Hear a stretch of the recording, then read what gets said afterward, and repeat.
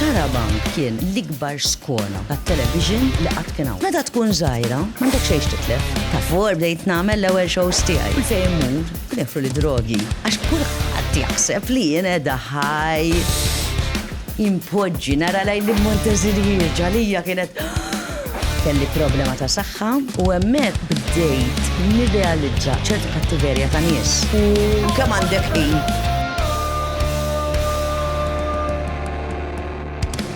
Mela, tlaqna. Mela, l-lum għal-podcast għanna l-Angie Laus, biex nafuha bħala persuna li tkun fuq il-televizjoni, l-Angie l-nafa snin twal, hija persuna divertenti ħafna, hija persuna ġenwina ħafna, u l-lum insomma anka l-birthday tagħha, għax illum meta joħroġ il-podcast għall-pubbliku, fuq il-Patreon tkun ġaħreġ, ħajkun il-birthday tagħha wkoll.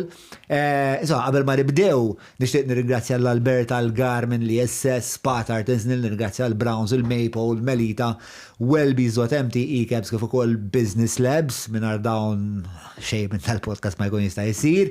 Fakarkom biex iżuru l-paġna tal-Kazin fejn aħna u t-Times flimkien qed intellaw l-iktar dibattiti pertinenti u eċitanti fil-pajjiż bħalissa.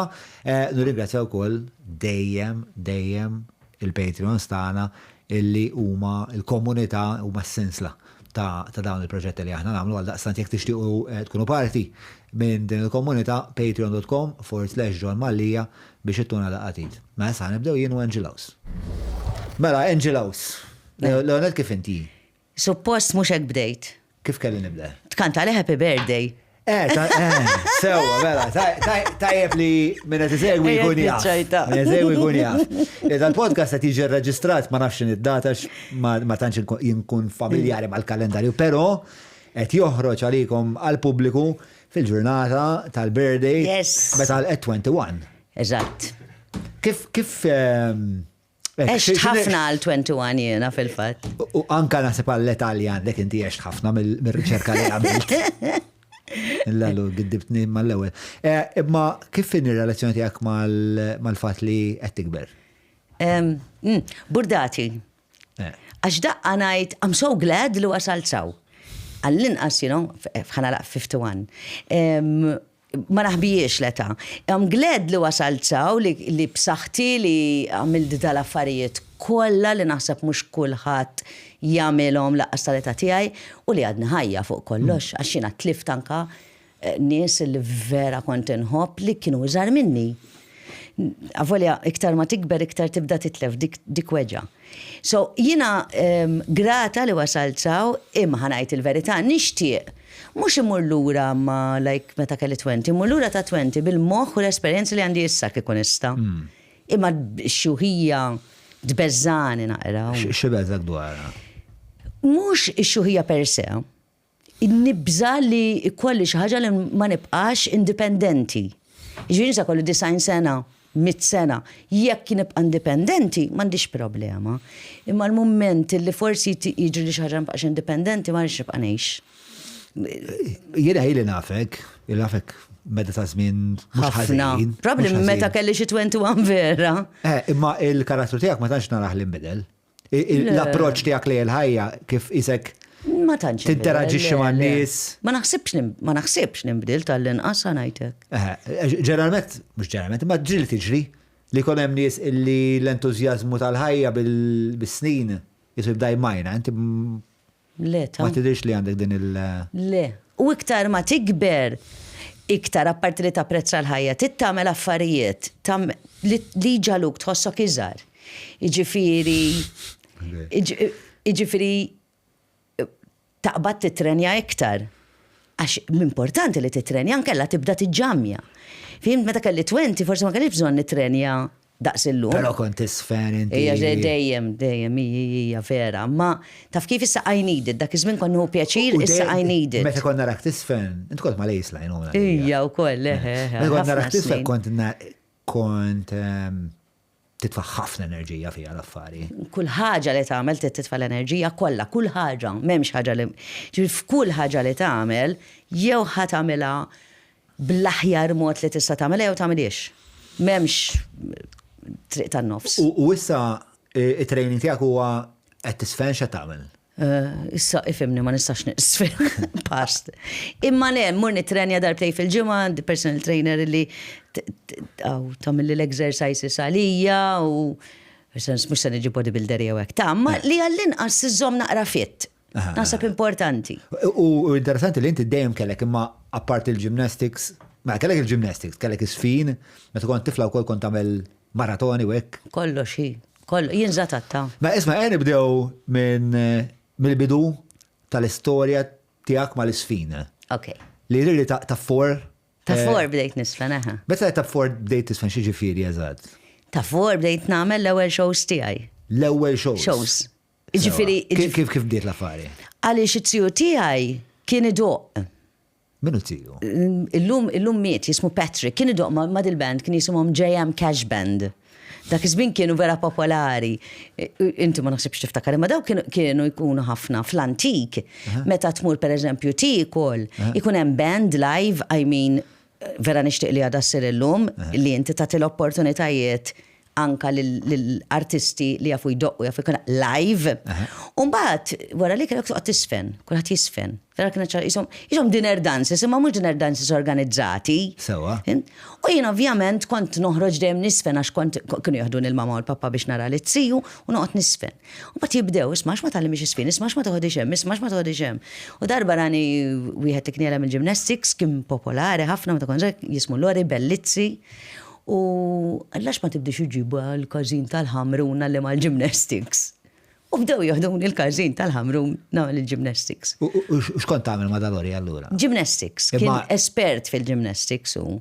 Sewa. Imma mbagħad għallhom naħseb tifla taf tisfen. Imma u ma kienx jagħmel koreografija, imma jien peressina konti fissata fis-sfin, somehow kont nivvinta isfinijien. U da għallax ma tamlux kostum, naraw tamil ġifna mħalta bil-gymnastics u nibda, kienem di l-artista, Anna kien jisima, kienet adulta, kienet ikbar minni, u di kienet contortionist vera brava. Kienet Maltija, taġviri, u kienet titħolġo kaxxa daqsek. Tamel da show, spettaklu tħolġo kaxxa. Tal-bliħi ġifiri, għatma rajti xaħati uħar jgħamela fħajti. U jien kon nisfen qabila. Namel da shows. Ta' for. Granada u hekk. 5, 6, 7, fajtsejra. U dem timprovja. Sintendi? U xtib ta' show xkont tagħmel? Cabaret, most of the time, cabaret ovvjament ta' tfal, mux daqshekk imqaċċat jew hekk, imma ma nafx, ġieli nara xi filmati u ngħid ma konx daqshekk ħażina. Tipo taf. Kellek l-intuizzjoni għalija? Min fejn taħseb li ġejja l-intuizzjoni? Ma diġ idea tax fil-familja tiegħi ħadd ma kien hemm fl-ispettaklu. Kont induna li kellek relazzjoni differenti mal-mużika minn ħadd ieħor? Min sħabi? Ma sħabi iva. Tħares madwarek, kif qed tgħid mal-familja ma kienux hekk. Imma kienu, imma anke pereżempju l-iskola minn kindergarten ħajażlu lili biex nagħmel dil-biċċa jew.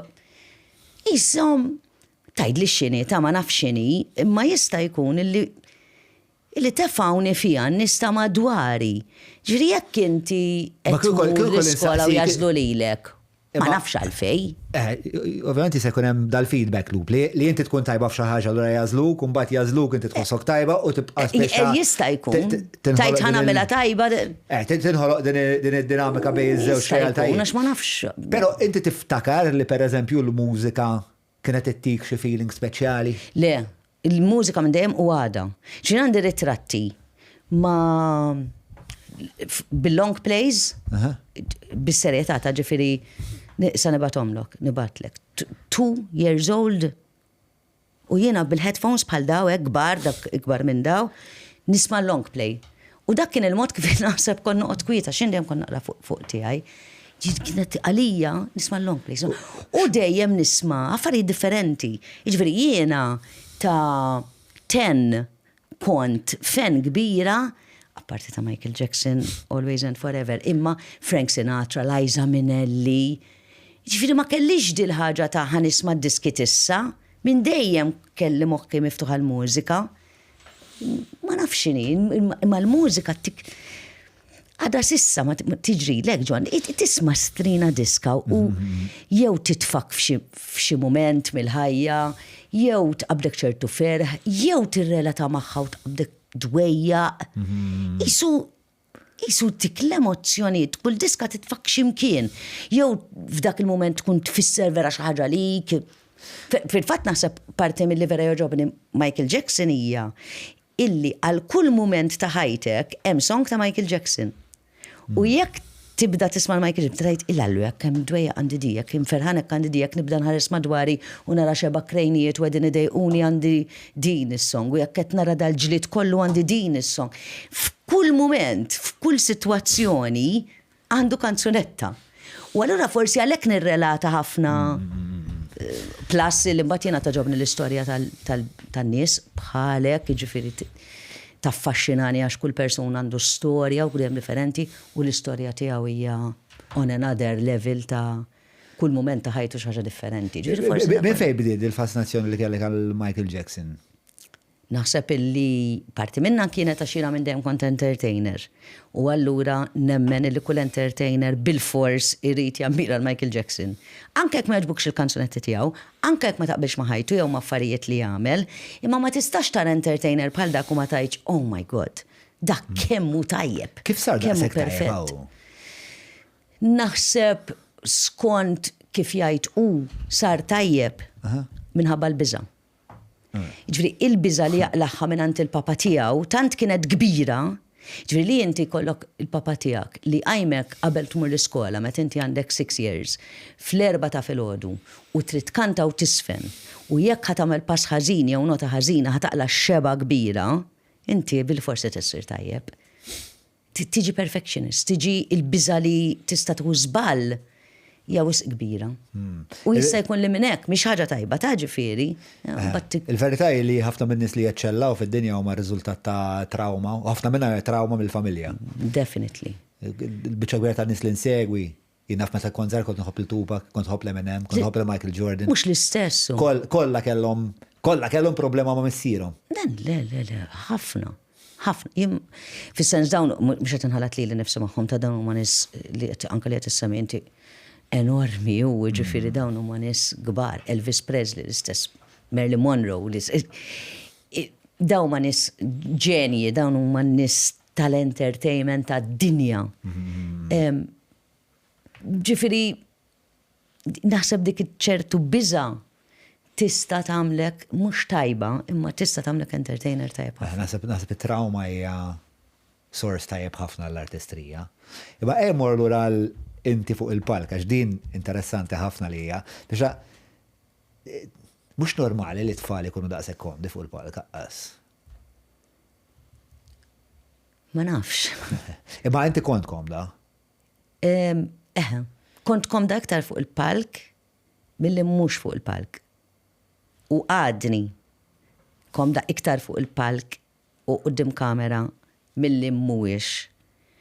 Iġifieri. X'tespensa qabel ma titla' fuq il-palk, qabel ma kont titla' fuq il-palk, meta kont tifla? Di interessanti. Meta kont tifla, kont happy li ħanitla' fuq il-palk. Iktar ma tikber, tibda tibża. Għax meta tkun żgħira, m'għandek xejn titlef. Imma meta tikber, għandek ħafna x'titlef, dak kollu li ħdimt għalih. Jekk inti ħad tagħmel program ta' television, spettaklu, show, whatever, u jkun vera ħażin, dak ħajftakru, ħatitlef ix-xogħol, ħadbati, dak kollu li bnejt tista' tkun ilek 50 sena taħdem. Dawk il-50 sena tkissirhom f'sekonda. Allura l-biża tikber. Anke ħa nagħmel programm ġid qas nkun sarqot minn ġurnata qabel. Ġieli kien hemm mument fej qatt imma jena fejt nistressja ruħi daqshekk. Mhux mument. Jien ġieli mhux biċċajt qed ngħidlek. F'Bonġu Malta m'għandniex opening as-such għax ngħidu Bonġu Malta u nibdew nkantaw. Imma meta jkolli programm ieħor li jkun hemm l-opening, ġieli f'moħħi ngħid itlaq iġri u tiqafx. Itlaq minn da kollu. Għandek dan nies kollha qegħdin jarawk, they're expecting you to be good. You have to live up l-expectations tagħhom u xkultant dak il-pressure huwa kbir. Ħafna. Għalfejn qatt ma tlaq tiġri. M'għandix idea, ma jkolli l-feeling. Imma again, għax probabli ma rridx naċċajt, ma rridx nitlaq niġri. Imma terġa' U anka jkollok it-tfal, inti issa taf, inti għandek it-tfal. Ti għandu 27. Imma anka l-fat li anka lilu ma rridx inwaqgħu għaċċajt. Iġifieri anka jekk naf li ħan iżbalja, immaġina niġi mim għal xi ħaġa vera gravi li nkun għamilt. Anka taffetwani nista' madwari, ma rridx inweġġaħħom, ma rridx inwaqgħu maċċajt, taffetwani. Dak li speċta qed nipprova nasal għalih huwa anka forsi biex nifhem xi ħaġa dwari wkoll sawa. Li inti tiġi f'dan il-punt ta' stress kbir. Fejn tant tajt tħoss stress li inti tajt nixtieq nitlaq niġri u ma nerġax lura. Però repetitivament terġa' tispiċċa f'dak il-post. Dejjem, vera, jien naħseb jien inni nafek u naħseb li jiena u inti għandna ftit l-istess karattru. Xem taħseb li huwa simili tiegħi tiegħek? Ħafna. Natu każ? Naħseb anka l-fatt li tnej li aħna ekkajraw ngħidu l-għallu dawk ma konfidenti. Mentri deep down aħna konfidenti f'dak li nagħmlu, ma mhux konfidenti f'kull ħaġa li nagħmlu. Naħseb li tnej li aħna rridu nippreparaw sew qabel ma nagħmlu xi ħaġa. Għaliex hemm il-biża, nerġgħu ngħidu, illi ma tagħmilix tajba. Jien naf kemm inti tirrispetta l-familja tiegħek, wara anke dali jgħatlek issa, inti taf illi anka ċertu opinjonijiet, xi kultant tajt isma' jekk ħanajda ħataffettwa lil-mara l-tfal, jekk ħanajda ħataffettwa l-raġel it-tifel. Naħseb li għandna ħafna minn xulxin f'din il-ħaġa jiena u inti. Maħniex daqshekk għala bibna daqskemm kulħadd jaħseb li aħna. Deep down. Agreed. Ġorhom ħafna il-familja tiegħi f'moħħi inġorhom ħafna. Bil-fors. Inti aħna meta kellna 20 issa l-istess. Issa inti żgħar minni. Imma maħniex l-istess. Qabel konna nagħmlu ħafna iktar praspar, konna nagħmlu nivvintaw ħafna iktar affarijiet, għax jekk naqgħu aħna ma kenniex iktar min jaqa', miss għandek responsabilità. Ejja nżommu l-affarijiet sempliċi. MCB, protezzjoni bażika. RCBO, protezzjoni avvanzata. Għax ma tinvestix f'RCBO biex titfi il-problema, u mhux id-dar kollha. Sib l-RCBOs ta' Schneider Electric għand li SS u għand hardware stores ewlenin. Ġieli kien hemm perjodu fejn m'għadniex komda fuq il-palk. Okay, we're going deep. Mela jiena meta kont naqriżar kelli problema ta' saħħa u b'konsegwenza li ħarġu li ħafna jnejja l-barra. Waħda minnhom iktar mill-oħra. U hemmhekk bdejt nirrealizza għall-ewwel darba ċertu kattiverja ta' nies. Per eżempju, jibatu li video, nasab għadu fuq YouTube, tiegħi imħalta ma' żrinċijiet. Jew jinnaf jibatu li żrinċijiet kienet l-iktar ħaġa li kienu jħaltuni magħha. U fil-verità kont ngħidu u jħallihom. Però kienet taffetwani, imma ma rridx nammetti għax again ma rridx li mek u Dwayne jew il-familja tiegħi jindunaw li diet taffetwani dil-ħaġa, imma dak kien mument fej tant kien hemm min kien kattiv illi per eżempju pressjani għal barra kull fejn imur kien jeffru li drogi għax kulħadd jaħseb li jien qiegħda ħaj ximt. Imma anke jekk imur x'imkien niekol taf kif mhux allura mela ma nippromessa nibqa' noħroġ għax this is too much. Nisma' nafhom jiġbduni t-toilet. Taf kif. M'intix ħabib tiegħi, ma nafekx kif qed tiġbidni t-toilet miegħek. Dik hija l-problema wkoll ta' meta tkun popolari, meta tkun magħruf. Isom in-nies iħossu li jafuk. Gravi.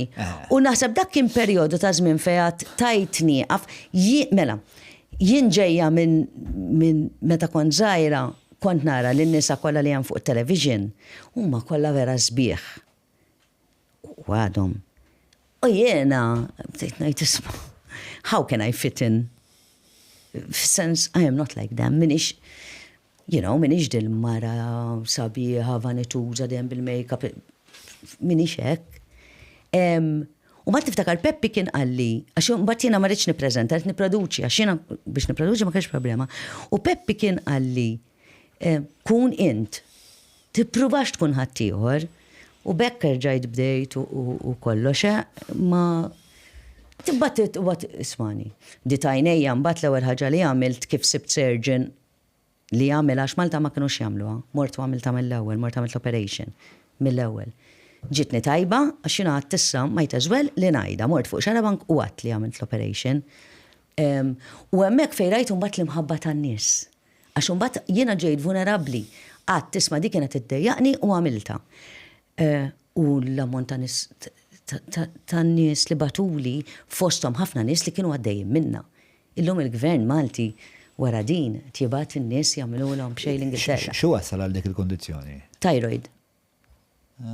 Thyroid. Jgħid kienet daqsxejn forsi iktar gravi minn normal, kelli affarijiet komplikazzjoni oħra magħha, però diki.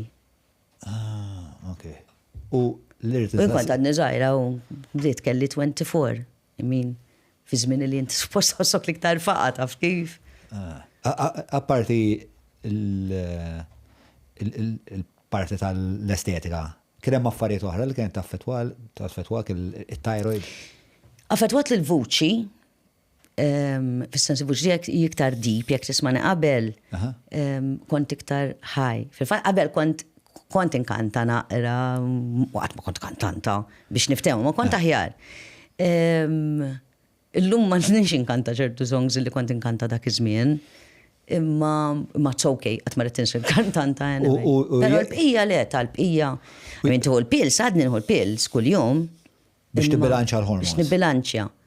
Imma it's okay. Il-fatt li ma kontx titkellem ma' Dwayne, ma kontx titkellem ma' Mick, biex ma tegwi tagħhomx, il-min kont tajt? L-ħadd. Għax ma ħadd ma rrid ninkwieta. Anzi, huma kienu jirrabjaw, għalhekk jiena kont ngħidilhom, għallu menna tagħtu kasom. ħalluhom jgħidu, ma fiha xejn, mhux qed taffettwani.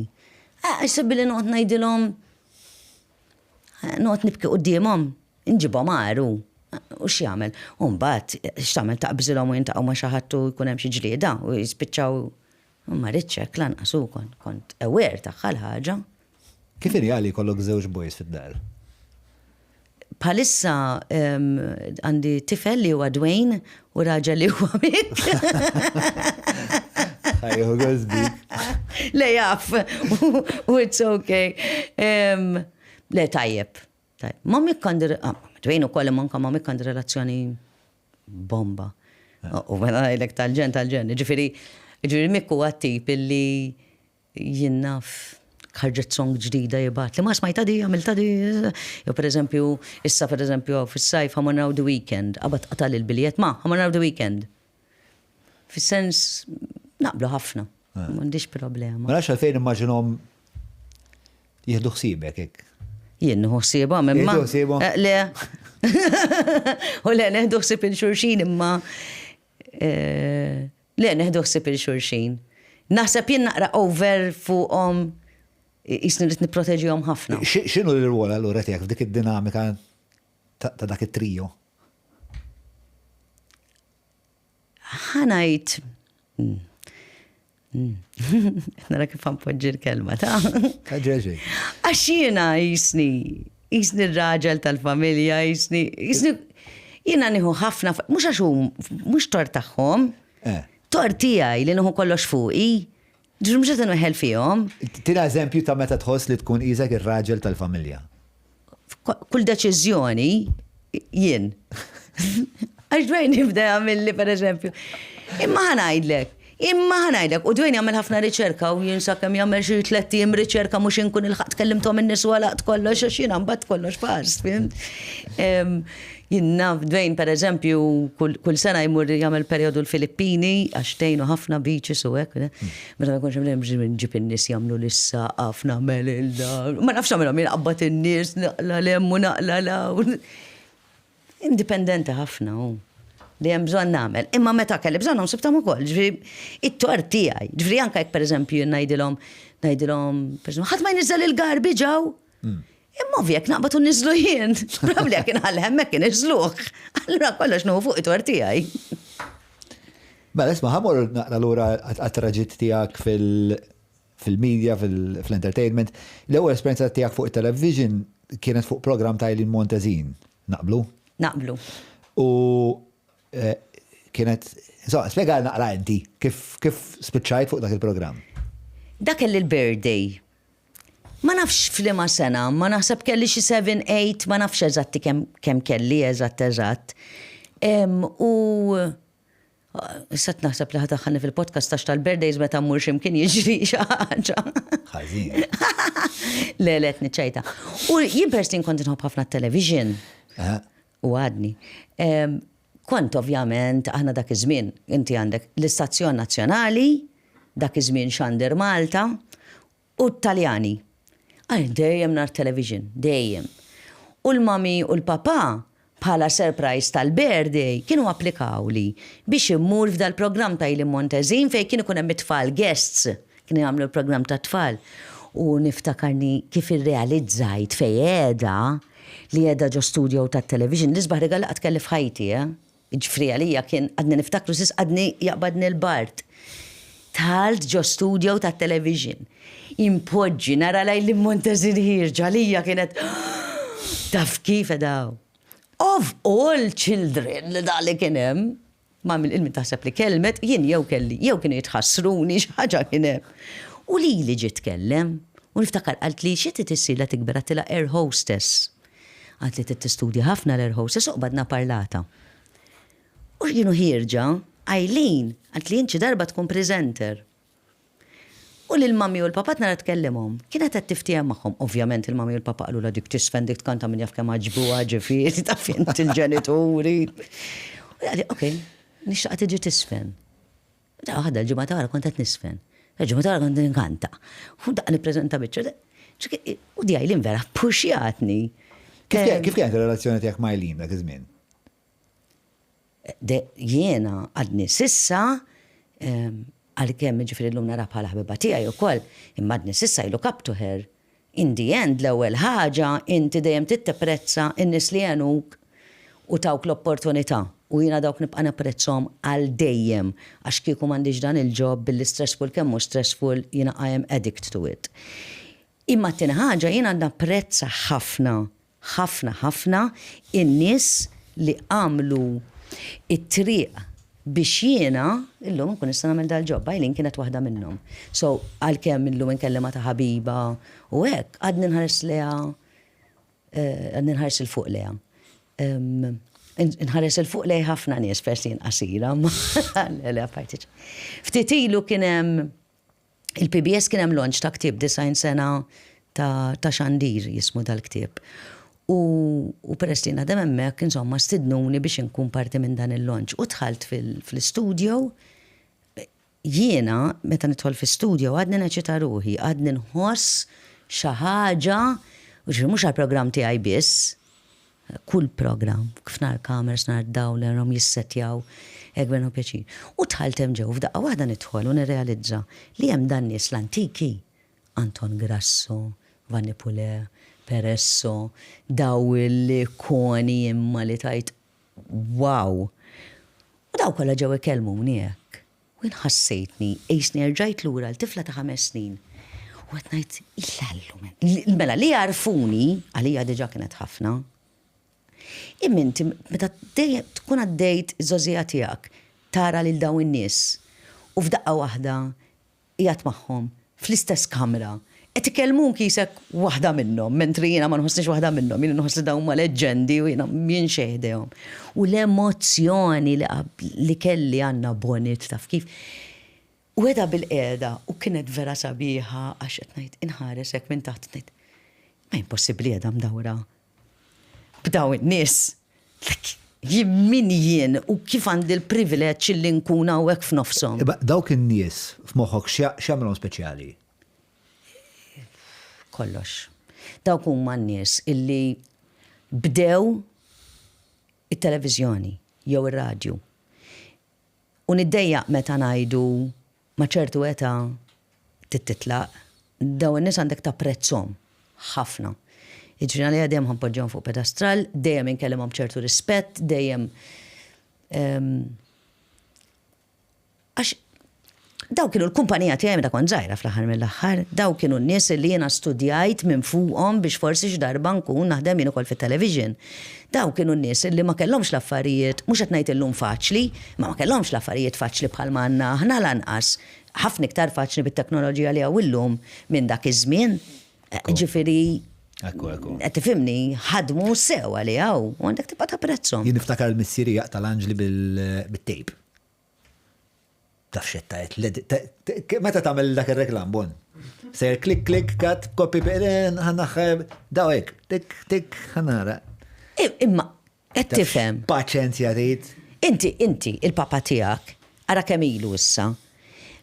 Orajt, forsi għax il-papa tiegħek ma taraħx forsi bl-istess mod taraħ bħala missierek. Imma meta taħseb ftit x'għamel missierek, ma tgħidx il-lallu men. Il-lallu. Hemm affarijiet li ħoss li missieri għamel li huma spettakolari. L-iktar fit-teatru. Fim. Allura dak m'għandux kollu ċertu rispett. Jew għandna ngħidu issa kiber neħieħ. Le, anzi miegħu għandu jkollu żgħażagħ illi flimkien jgħalmu lil xulxin għax jiena ma nemminx dieli kliem ix-xieħżon fih. Kliem ix-xieħ irrispettah imma ħaltu mal-klim ta' żgħażagħ għax flimkien għarax meġik jista' jinħoloq. Għandek l-edejat il-ġodda, għandek l-edejat li forsi jżommu daqsxejn controlled għax xi kultant iż-żgħażagħ bħalma kont żagħżugħa jiena tmur over għas taħsibhom ċertu affarijiet. Issa immaġna meta inti għandek tim ta' nies illi għandek xi ħadd b'daqshekk esperjenza u xi ħadd illi għandu dil-crave illi jitgħallem u li joħloq u jikrew tagħmilhom flimkien. Mhux l-isbaħ ħaġa toħloq. L-isbaħ. Ma tistax ikollok tim ta' żgħażagħ biss, jew tim ta' anzjani biss, jew tim ta' veterani biss, tħallat. Hija tħallat. Ifhem jien uħud mill-iktar nies li kienu mentors tiegħi ġeneralment kienu ħafna kbar minni anke fil-mużika u minkejja li ma kinux fix-xena tiegħi pereżempju. Le għax inti mbagħad tikkrea l-istil tiegħek. Jiena meta kont bdejt nippreżenta John, kienu għadhom jippreżentaw ħafna minnhom bil-mod ta' sinjuri nilqakom dan huwa Xandir Malta u jiena jiena mhix tajba biex nagħmel hekk. So you create your own. Jiena kont waħda mill-ewwel li jiena għax Peppi qalli hekk ukoll ġifieri jeni. Kun int. Imma jien jekk waqt li karta u nitħaq u jekk fett li nitħaq. U għal dak iż-żmien kienet daqsxejn stramba, illum jagħmilha kulħadd. Din il-karriera fit-television meta kont tifla ma' il-Montesi kemm damet? Damet naqra ta' għax dam il-programm tajlin u sapa minna 3 snin, 4. U mbagħad waqaft tkompli tistudja. U safrattan sħabek qed jarawk fuq it-television. Kienu jgħidulek xi ħaġa? Mux li kienu għamlu xi fass, kienu. Imma naħseb għax jiena ma sħabbi li bqajt l-istess, fis-sens ma bdilx jew Isma' jiena qed ngħidlek li daw sħabi li kelli meta jiena kelli for, kindergarten ġifieri u year 1 u year 2. Every now and then għadna nintaqgħu. Ġifieri. Mistra. X'damkom flimkien? X'inhu? Din il-ħbiberija ta' ma' dawn it-tfal illum m'għadhomx tfal. Llum konfja m'għadhomx tfal. Waħda mill-affarijiet ħelwin li konna għamilna, konna Sandhurst, għax imbagħad taf inti dak iż-żmien kindergarten, primary, imbagħad il-girls kollha jmorru fl-istess skola, konna fl-istess skola. U waħda mill-affarijiet li konna għamilna, meta konna ħanitilqu minn secondary, konna minna ktibna fuq diary ġurnata 10 snin wara li ħanerġgħu nintaqgħu. Xi ħadd żammu dan id-diary u sab li l-kulħadd u qal okej, dakinhar aħna konna ftema u ntqajna. U mbagħad bqajna nżommu kemm jista' jkun jew kull sena. Xbaj taħdem mid-dar jew ġo xi kafetterija storbjuża, mela mhux tiġi saħdejn għal business labs, post ċentrali, kwiet sabiħ u li fih tista' tagħmel użu minn hot desks, uffiċċji, boardrooms li trid. Tista' taqbad u tfetx fuq l-adba mingħajr ma tafżal il-ħadd u serraħ rasek li żed inqeda. U jekk titlaq 4 minn nies jew 40 se joħorġuk ta' nies. Business labs, xittit aktar. Bela isma' jmor fuq dak l-iżmien tiegħek is-Sandhurst. Il-form tri kellek għalliem kien għaqlebek ħafna u kien tneħħa mill-iskola. Kienu taħt transfer. Kienu taħt transfer. Political transfer kienet. Dak iż-żmien sewwa. Kien tala partit u neħeħ minn hemmhekk fuq politika. Issa jekk kienx hemm affarijiet oħrajn ma nafx lanqas sewwa, ma milli naf jiena. Jiena ħassejt li ma kellix tkun u tfal kollha ta' dak iż-żmien ħassew li ma kellix tkun għax għalina kien teacher inkredibbli, kien teacher li anka fil-break kien jgħallimna l-athletics u jippuxana biex namlu l-sports jew nipreparaw għal-prize day jew taf kif ġifir da seta kien jiġi jaqaw jqumu fil-break imur jieħu break u wkoll. Imma he didn't. U naħseb li aħna kollha nħobbu ħafna. Thank you. Ftit. B'rispett. So meta tkeċċa, ħassejna illi mhux tkeċċa ħadd transfer. Ħassejna illi ma kienx fer. U jiena flimkien ma xi 6 jew 5 minn nies oħra, grazzi. Deċidejna għamlu protesta. U il-protesta basically kienet konna ftemna ma tfajliet kollha illi kif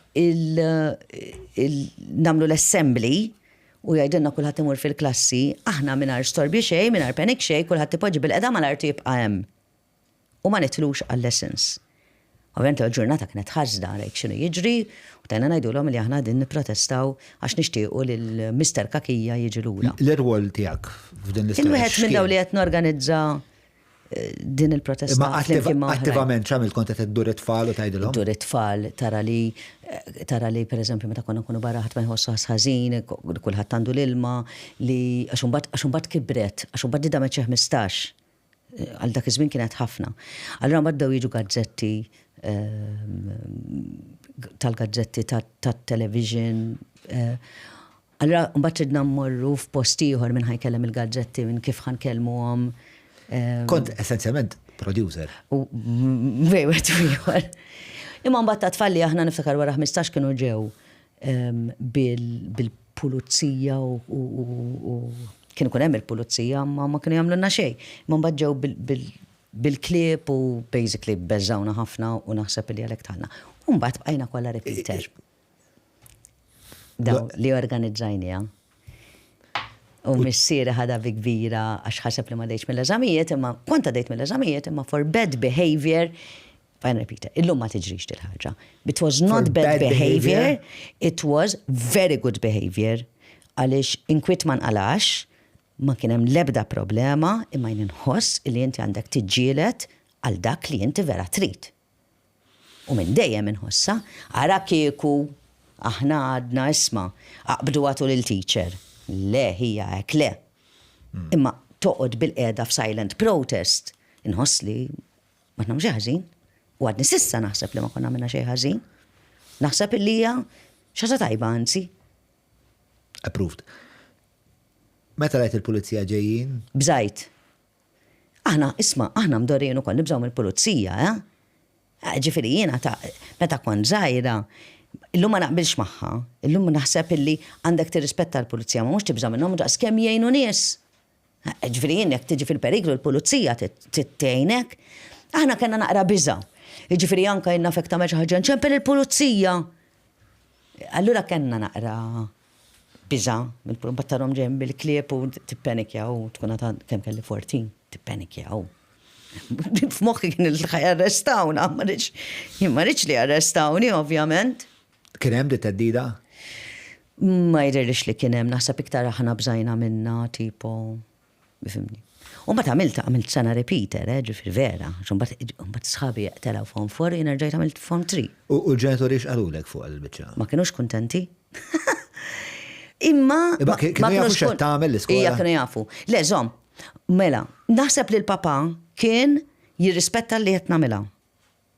Għax il-papa wkoll huwa tal-punt u peaceful ħafna. Jiġifieri diment li inti peaceful u minti qed tweġġa' lil ħadd ħajbekjani. Imma ma ħadux pjaċir li jiena bqajt repeater. Ħadd ma jħu pjaċir tifel tagħhom joqgħod repeater. Speċjalment sakemm indunajna x'ġara. Għax daw ħasbu li jien ma dejtx mill-eżamijiet. Tinsiex, ġifieri daw ħasbu li jiena ma kont qed nillekja mill-iskola. Mill-eżamijiet għaddejt. M'hemm spjega oħra li għaddu biċċa. Le, miktuba bad behavior. U l-bad behavior huwa dak. Huwa dak. Le, ma kienx hemm bad behavior. Allura kif kien jista' jiġħadha? Ma żomm jiena qatt ma lajt jien naf li noqgħod wara l-iskola jew li niġi xina ma kontx waħda minn dawn in-nies, jien kont pjuttost bil-għaqal ta'. Isma' fil-frattemp l-iskola, apart il-parti akademika tal-iskola, jidir li kont atletika ħafna. Kollox xi żatat. Fiex. Mela, kont nagħmel athletics. Kont nagħmel gymnastics, ovvja. Kont norganizza prize days, ovvja, nisfen ninkanta. Naraw kif ħan ipproduċuhom, kif ħan nagħmlu set, kif mbagħad kien hemm erba' teachers. Kelli testa Mrs. Kirkop vera nħobbhom għadni sissa. Ħafna nħobbhom. Illi ma kinux jgħidu pereżempju ħanamlu dil play għall-ewwel tas-sena jew għal prize day jew hekk. U mbagħad jgħidu nax nagħmlu. Ma dejjem kien hemm jisu tim ta' nies illi huma kienu jsibu kreattivi jew jħobbu l-entertainment, u kienu jinvolvuhom fl-scripting, fil-kostumi, f'kif ħanamlu s-set, kif ħanippjanawha, kif ħaniddireġuha, x'mużika ħanużaw. U naħseb li dik li fetħitli it-triq b'mod inkredibbli għal dak li nagħmel issa. L-istess headmistress illi kien eżamet nirrepeater niftakar kienet kelmet il-mama u l-papa u qaltilhom di tifla ħorġu mill-iskola x'moħħa fek biss. Għaxara naqra dak iż-żmien. U x'kien jaħsbu fuq il-ġenituri il-fatt li kont titfadaqsek ħin fil-performance? Ismani, fl-aħħar mill-aħħar huma kienu batuni nisfen l-ewwel darba so. Jekk dan kienu jaraw karriera fiha l-affari? Ija ta'. Kienu jaraw karriera? Ija. Ma tantx kienet normali naħseb? Ma nasibx li kienu jaħsbu li jiena ħankun full time. Sewa. Imma pereżempju f'da qogħda qalu li okej ħatibda tmur titgħallem tkanta, trid titgħallem tkanta? Ħadd nippreferi nisfen. Ħadu ninkanta. Imma ġifieri kienu jħobbu l-entertainment, kienu jħobbu. U l-papa b'mod partikolari kien jħobb ħafna l-entertainment. Għalkemm huma ma kienx fl-entertainment, kien jħobbu anke pereżempju kien għamel niftakar xhur, xi 8 xhur, 9 xhur jistudja Ruma l-papa meta jien kont għadni żgħira. U kien jibgħat li ritratti, pereżempju kien imur dal-programmi tar-Rai, kien japplika jmur jarom u jibgħat li xi ritratti u hekk. Ġifieri naħseb minn dejjem kienu jħobbu l-entertainment, imma naħseb huma ma kellhomx mezz illi jitlu fih, speċjalment il-papa. Però s-sfin jidher li inti ħafna minnu tallimtu. Self-taught ħafna. Tara television? Nar television, nirrakordja, u mbagħad tagħmel bil-video hekk, u mbagħad tippawżja. Pause. Kif qed tagħmel saqja, kif qed tagħmel idea, kif qed tagħmel hekk, kif qed iddur, għalfejn tiddur darbtej, kif qed jirnexxilha ddur darbtej jew 3 darbiet, x'qed tagħmel brasa, x'qed tagħmel bekk. Mbagħad il-librerija tal-Belt, Belt is-Seb, kont imur kull nhar ta' Sibt inġib dal-kotba l-iktar related ma' sfin u nibda nitgħallem, jiġifieri mela, all right, ma di feet-in first, għalhekk dik dejjem saqja jisom papri, għalfejn żefnejjem xek, għax dik hija l-feet-in first, dik hija l-ewwel position, feet-in second allura kif tkun, kemm hemm. Kemm kont attasijat ta' minn l-biċċa tax-xogħol? Dik kien għalija 24 hours. Konnu gost, konnu gost ħafna. Ħafna. Kienet passjoni. Jekk kontu daqshekk gost. Għalfej ma qbadx mort titgħallem għan xi ħadd. Għax ma kellix flus. Il-verità hu. Jien mhux hemm xi familja sinjura ħafna, familja normali illi il-papa jaħdem, il-mama ma taħdimx. So, is-fin kien very expensive. L-ewwel kors li ħadd jiena għamlu competition Lexis, jien kon nisfen Lexis. Kelli xi 30, għamlu competition u tħalt fiha. U rbaħt u kienet sena scholarship f'Antanja Bajona. Tista' timmaġina. Ħammur Antanja Bajona jiena. X'kienet tfisser għalik di? Ħafna u l-ewwel lessons ta' sfin tiegħi. I mean, u li xi ħadd emmen daqshekk li tak sena tmur il-lessons ta' spin b'xej. Ma niftakar wara ftit, għatli, taf, kif qatt ma ħadd lessons. Lessons ħadd qatt ma ħadd, imma lessons mill-kodba mill-dan ħadthom. So kont teknika kont nafa, mbagħad bdejna naqbżu, u mbagħad ovvjament meta bdejt nikber. Ta' 6 mor naħdem ġa fabrika biex inkun nista' nħares il-lessons ta' sfin. U nistudja xorta. Wow, okay. Bella, l-adolescenza tgħid li ta' 13 kont tisfen Lexis, kif kont tidħol Lexis ta' 13? Le, żomm, ħanejlek għalfej. Għax aħna, għax da kien jiġri hekk. L-ewwel darba li jiena mort Lexis kien parti tal-iskola. Lexis kien jiftaħ mis-6 ta' filgħaxija sa 8:30 u mbagħad jagħlaq inatfu ma kienx bijaw alkohol, u mbagħad inatfu, u mbagħad jerġa' jiftah f'xi 9:30 għal 10 għall-kbar. So jiena meta kelli dak iż-żmien kont imur ta' tfal daqsi kienu ma kienx daħlu adulti. Tifhem? U mbagħad ta' 16 bdejt nisfen mal-kbar. U dal-żmienek tal-adolescenza tiegħek kif kien? Għax ovvjament ta' 16 issa l-iskola spiċċat, qed tiskopri daqra d-dinja. Għax imbagħad ovvjament inti tibda taħdem. Imma kull kolli ngħidlek speċa il-memorji ta' Angel House bħala adolescenti. Min kienet?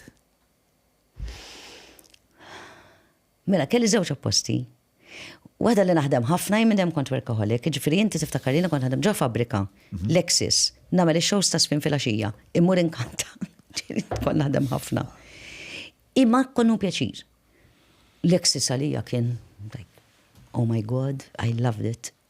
Ġimma sibtu l-ħadd Exis. Għalfejn kien speċjali Lexus. Kollox kellu speċjali għalija. I mean, just il-feeling, just ir-riħa ta' sigaretti u l-alkohol imħaltin flimkien, somehow kienet toġobni u kol, taf kif? Dak it-tapit imġiddem, taf kif?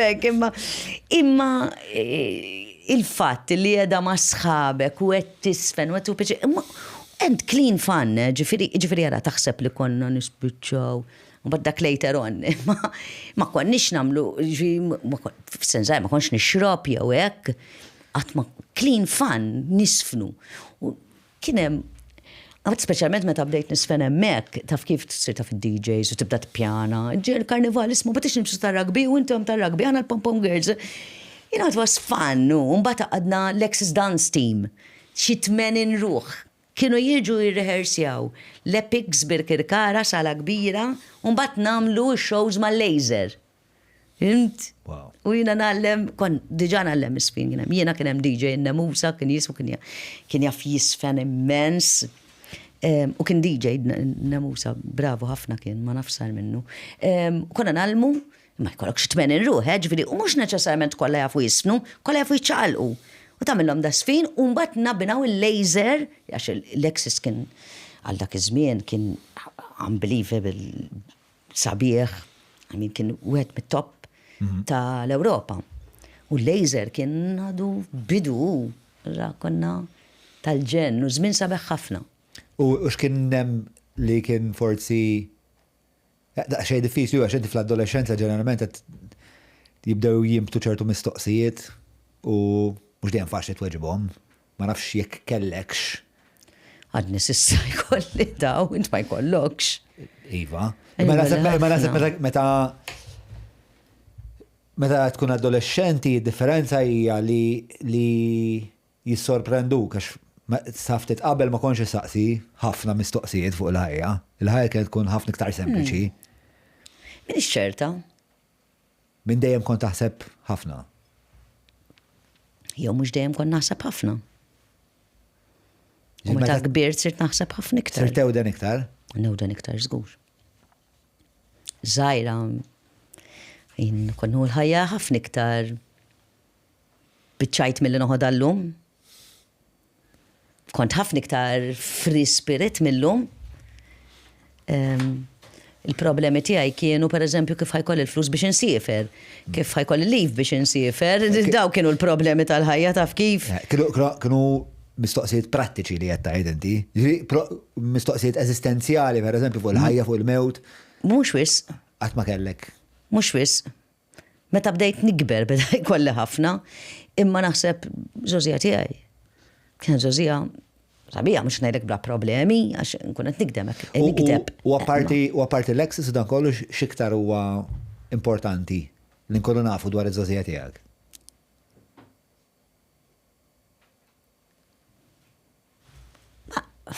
Qed ngħidlek jiena dejjem kont workaholic. Ġifieri Lexus kont nisfen ukoll, ġifieri kienet parti minn xogħli għalija wkoll. Imma dik ir-rutina ġarrejta? Jien dejjem rutina, jien għadni sissa ta' John. Jien ġifieri hawnhekk wasalt 2 minutes late. Kont ħażin ħaġab li wasalt 2 minutes late. Jien kollox isni programmata. Ġifieri hekk tajli isma' mmorru nieklu, niftaħ il-mobile, il-kalendarju ngħidlek meta u niktibha. U minn dejjem kont. Super organized. U inti l-rwol tiegħek f'dan kollu li kont qed tispjegali, tmenin ruħ, laser show, dan l-rwol tiegħek x'kien? Kollox, nisfen għall-emisfin, taħdem ma tal-lights, taħdem ma li ma music irrid ikollok, taqgħod kollox. Fil-verità kont nagħmel xorta producer, imma ma kontx naf li qed nagħmel xorta producer, taf kif, mhux waħditha ġifieri, dejjem konna tim. Li kellek ovvjament milli qed nitalmu dwarek kont esposta, differenti kont esposta l-ewwel għal dalori. Mbagħad għal. Imma kont lakita. Għax inti tkun naqra fortunata. Ġifieri, mela, Lexis. Mela jiena mort l-ewwel darba Lexis parti tal-iskola. Ħaduna Lexis l-ewwel darba. U qed nisfen, normali, ma' sħabi, minn qed nagħmel xejn speċjali, I swear. Biex qed nipprova nider, jew għax jiena meta nkun ma' grupp ta' nies, vera ma nipprovax nider, dejja anzi. Jiġi DJ kien jismu Damien, għalli tibda tisfen, hija ma' doffi. Għaw tmimmit tifel u tifla. Taf kif? Fuq iġi. Imma taħseb li xorti biss. X'seta kien iktar? U seta kien li forsi kelli bit iktar minn ħadd ieħor allura dak li jkun jgħid dit-tifla taf tiċċaqla taf kif, ġifieri jista' jkun. Tittara l-ommu l-missieri meta tarahom dan isfen Lexis. Jien kont bil-ħin ta' darba kelli competition. Ġon. Ma ninsija qatt. U jien fl-10 kelli xi 16 naħseb. Fl-10 tkun id-dar u wara ma taqbis minuta, ja? U dak li kienu jagħmlu Lexis competition kull sena, kienu kun sabiħ imma jkollok ħafna nies, ġifieri. U da pereżempju tibda mitruħ, u mbagħad tiġi 50, u mbagħad tiġi 25, u mbagħad tiġi 10 dejjem tonqos ġimgħa l-oħra. U kienet tkun competition, imma kienet tkun vera healthy, ma kienx hemm meta tlek mbagħad spiċċajt nuħu lessons ta' sfina kont ġejt it-tieni. U da meta minn 25 niżlu għal 10 jien kont sfint u qed nistenna fuq il-palk ir-riżultati ħanaraw minn għadda għall-10. U daw kien hemm ħafna tajbin, għax biss ma dit li minn moħħi illi jiena nista' nintgħażel mal-ewwel 10. U daw qalu ismi. X'lallu. Intgħażilt mal-ewwel 10, taf kif ma stajtx nemmen jien. In the meantime, xi ħadd jgħid li l-10 neqes kwart. U jiena kont Paċeville, Lexis, u ommi toqgħodu San Ġwan. U kienet ħadd tiġi għalina ħabib tiegħi tagħna, insomma li joqgħod San Ġwan. U di miskan kienet tistennina. U jiena tilhom bil-kostum kollox għax se joqtluni ommu missieri, niġri bil-kostum. U niġri ta' ċans inbiddel ġifieri. U nasal id-dar fl-10 u 5. U nsib il-missieri jisfel mill-flettek. Għalli fej kont. Għatlu xħanajdlek pa, seqat ma kont għamilta, l-na 5 minutes start. Għatlu ħalek pa, inta zilt ma l-axħar 10, għalli ma importanix mux sejra nar is-sibt. Oh my God. Qalbi. Like, this was my dream. U inti, u ma kellix 12 ta' ġifieri, probably kellix 15-16. U bdejt nibki niftakar, please, provem minni ġejt bil-kostum, vera ma milċej, tlaqt niġri, di miskina kienet t-tistennina, kien hemm traffic, like, you know, vera mandunajċ. U ħallini jekk, il-ġimgħa fil-ħodu, is-sibt hemm il-final, tinsix la mobiles, ma nistax nibatilhom jien, missa nħu semjew hekk. Il-ġimgħa fil-ħodu qalli ħatmur, ma jinġej miegħek. Tant kon desperat lu iva, ejja. U ġi, u insomma, u għamilta l-competition imma ġifiri għax wasalt 5 minuti tard ġifiri, sibtu ħaj kollu wiċċi, Imma, mbax kienet reazzjoni tal-papa, għet jara l-tifla tijaw? Leħi, il-papa du sallum, u l-mamata, iġaluni nistħi. Vera tal-mistija di. Ma daw, per eżempju, li l-kulħat jgħidu minn it-tifla tagħhom. Jibra nistħi. Jankera, iċempi li bil-mobile. Kelli mara di vera tħobbok. Suppost najdela, hello. Ivri u mandom, to be honest, għandhom bokka bija msiken, fis-sens they're proud. Imma inti tistħiju. Inti ma naħsibx li ġej minn familja jek, għax inti l-familja tijak kolla jisom taf kif artisti, oħtok, jina l-oħtok, nizar kubteja qoddim, oħtok hija, oh my god. Oħti hija force of nature. On another level ta' mara kreattiva, mux biċajt, jien noħlom. Inti toħlom, John? Ħafna. Jien vera noħlom. Jien meta kon ġajra kelli speech tal-Oscar list. Għatma kont attriċi, imma kont nirbaħ l-Oscar b'xi mod jew ieħor. Jien għadni nara l-Oscars u l-Golden Globes u kun naħseb li xi darba ħankun hemmhekk jien. Again, ma nirreċċax, kif tidni nirpu? Laqas biss ma qatt m'għamilt film, qas qatt m'għamilt drama, kif tidni nirbaħ xi ħaġa hekk? Jien ma teċitani l-ħaġa narhom hemm kif jitkellmu. Oħtok hija waħda min-nisa illi mhix qed ngħidlek noħlom imma vera nimmaġina tagħmilha xi darba. Għax kull ħaġa li tagħmel, oh my God, jien għandi rabja għal oħtok kbira ġieli għattila di. Għax tanti tajba, imma inħoss li ma tafx tippromowta lilha nnifisha. Għall-ammont ta' kemmi tajba. Naħseb li naqbel naħliflek illi dali qed ngħidlek vera nemnu ta' ġifieri mhux qed ngħidlek hekk għax quddiemek, vera nemnu. Ara, jiena oħti l-esperjenza tiegħi moħtija li inti meta tkun qed taħdem magħha fuq proġett kreattiv għandha stamina kreattiva li mhijiex komuni xejn. Ġifieri naħdimt ma' mużiċisti, artisti, ma' ħafna. Imma hi għandha jisa tiġri maratona tal-arti, ġifieri inti jekk tagħmel biex niftehmu taħna meta konna nagħmlu xaraban flimkien konna nagħtu ta'. Intu oħti? Mela. Nifhem. Probabbli anke inti, probabbli kulħadd jagħti magħha. Imma ma jfissirx li inti tagħti magħha, tiġġieled magħha, għax inti għandek żewġ imħuħ kreattivi li somehow iridu jaqblu. Imma dik hija li tagħmilha. Għax hi mbagħad tixrob minn hemm, tixrob minn Awstra. Anke jekk pereżempju jiena dawhekk u bħalissa nara lilek u moħħni fik. Oħtok kieku qiegħda hawnhekk tibda tajt tara hemmhekk missu għandu hekk, hawnhekk missu għandu hekk, llum missu libes hekk. Għandha din kreattività.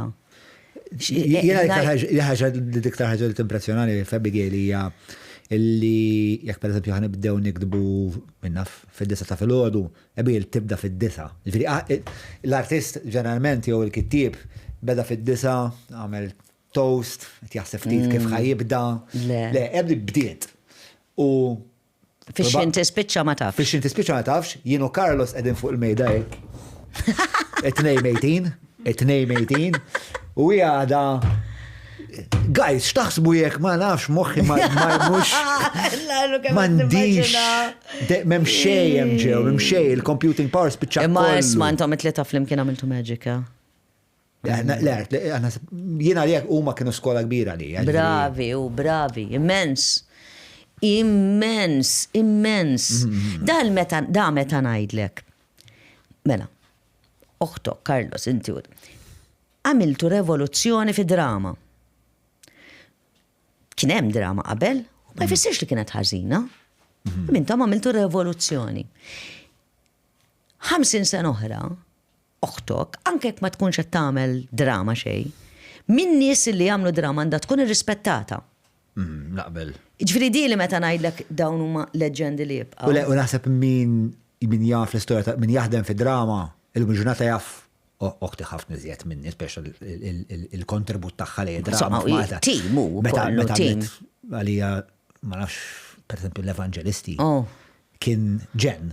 Ma kienx jagħmel sens. Ma kienx kif jista' jkun b'dak il-budget inti jkollok żewġ kamera crews, żewġ film crews qed joperaw fl-istess ħin. Imma nisajdek ħaġa li għandha badna nitkellem fuq Abigail.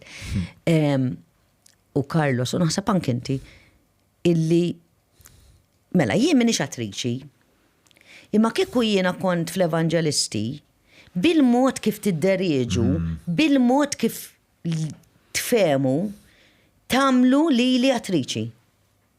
U Abigail li kemm. Ġifieri dik hija skill kbira ħafna. Imbagħad bit-talim li jiena nkun ħadd minn għandha, nagħmel affarijiet oħra. Ara, Abigail għandha żgur dak it-talent, ġifieri rajta tagħmel mirakli ma' nanis li jena ngħid ma da kif ħajamela di. U tibda tkellmek, tibda tifhem il-karattru tiegħek. Agri. Ħanelek ikun hemm John Malija f'da serja u John Malija f'da serja. Wieħed Abigail u liħor ta' Angie. F'ta' Angie drajtu kif jaħdem. Tista' tispjega li kif ta' Abigail rajt totalment xi ħadd differenti. Dik hija l-arti ta' direzzjoni. Jieħdu b'serjetà kbira anka r-writing ta' Carlos. Bravi. Kif ħares l-istorja Carlos. Incredibbli. Isma' trid imur lura l-istorja tiegħek. Ma tix naqlboj taf kemm m'għandix nistaqsik kieku lilek. Tempted imma le. Evina għandan nitfalek xi waħda imma. Meta ħad iskriptja xi ħaġa oħra pereżempju? Meta ħan iskriptja xi ħaġa oħra. Palissa li berren xi ħaġa. Tajjeb. Li berren xi ħaġa. Però ma nafx eżatt meta ħansib il-ħin. Palissa il-lan primarju tiegħi huwa għandi żewġ proġetti da u l-każin nitgħallem nagħmelhom sew ħafna. Proset anka tal-każin, sabeħ ħafna. Qalbi ħafna. U issa ħanuħna aktar ir-rwol ta' producer ukoll għax ħajkun hemm episodji ħajkun qed jippreżentu Mark Lawrence. Iwa rajta bilħaq, proset, Mark Lawrence ieħor bravissimu.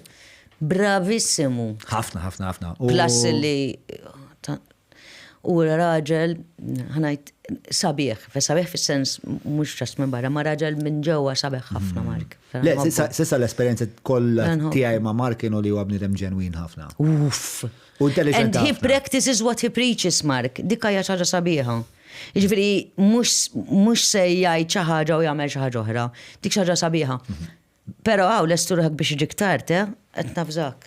Sissa qatt ma kelli. Ħażin, Alla jbierek għalli ma kienx jagħmel lek. Mark Lawrence, meta ġi tard? Mark Lawrence jiġi tard. Tieni darba li ġi fuq il-podcast ġi tard sew. Eżatt. Imma l-gazin naħseb li ma nafx. Għal-każin sissa qatt ma ġi tard. Darba ġi għandek raġun. U kemm idum biex jirrispondik fuq il-WhatsApp? Between 5 to 7 working days. Exactly. Għatlek id-difetti tiegħu. Issa jinvera nħobbu lil Mark. I love Mark u naħseb li huwa huwa wieħed mill-aħħar personalitajiet illi faqqas b'dan il-mod inkredibbli ta' kemm hu bravu. Bravissimu. U għandu talent ieħor Mark. Mark huwa għandu xi ħaġa vera rari. Jaf ikun vera serju. U jaf ikun vera hilarious. Jaf ikun vera tad-daħ. Għandu it-tnej. Ġifir, daf ġurnata jista jintervistalek lil-Prim Ministru fuq xi ħaġa vera serja. Mbagħad jintervista lil John imma fuq xi kummedja li għamel John u tajġ kemm idaħħek. Għandu ħafna talent John. Għandu intelligenza partikolari. Ħafna jogħġobni immens. Partikolari. So, u issa looking forward li nuħu għal-word ta' producer, nuħu. Sabiħ ta' nitkun producer. Nara l-xaħat ieħor li qed jagħmel ix-xogħol li soltu nagħmel jien nkun nista' nosserva u nitgħallem u nagħllem u speċi jkun hemm dak il-feedback bejnietna. Looking forward ħafna li għal Vertu pjaċir ħafna.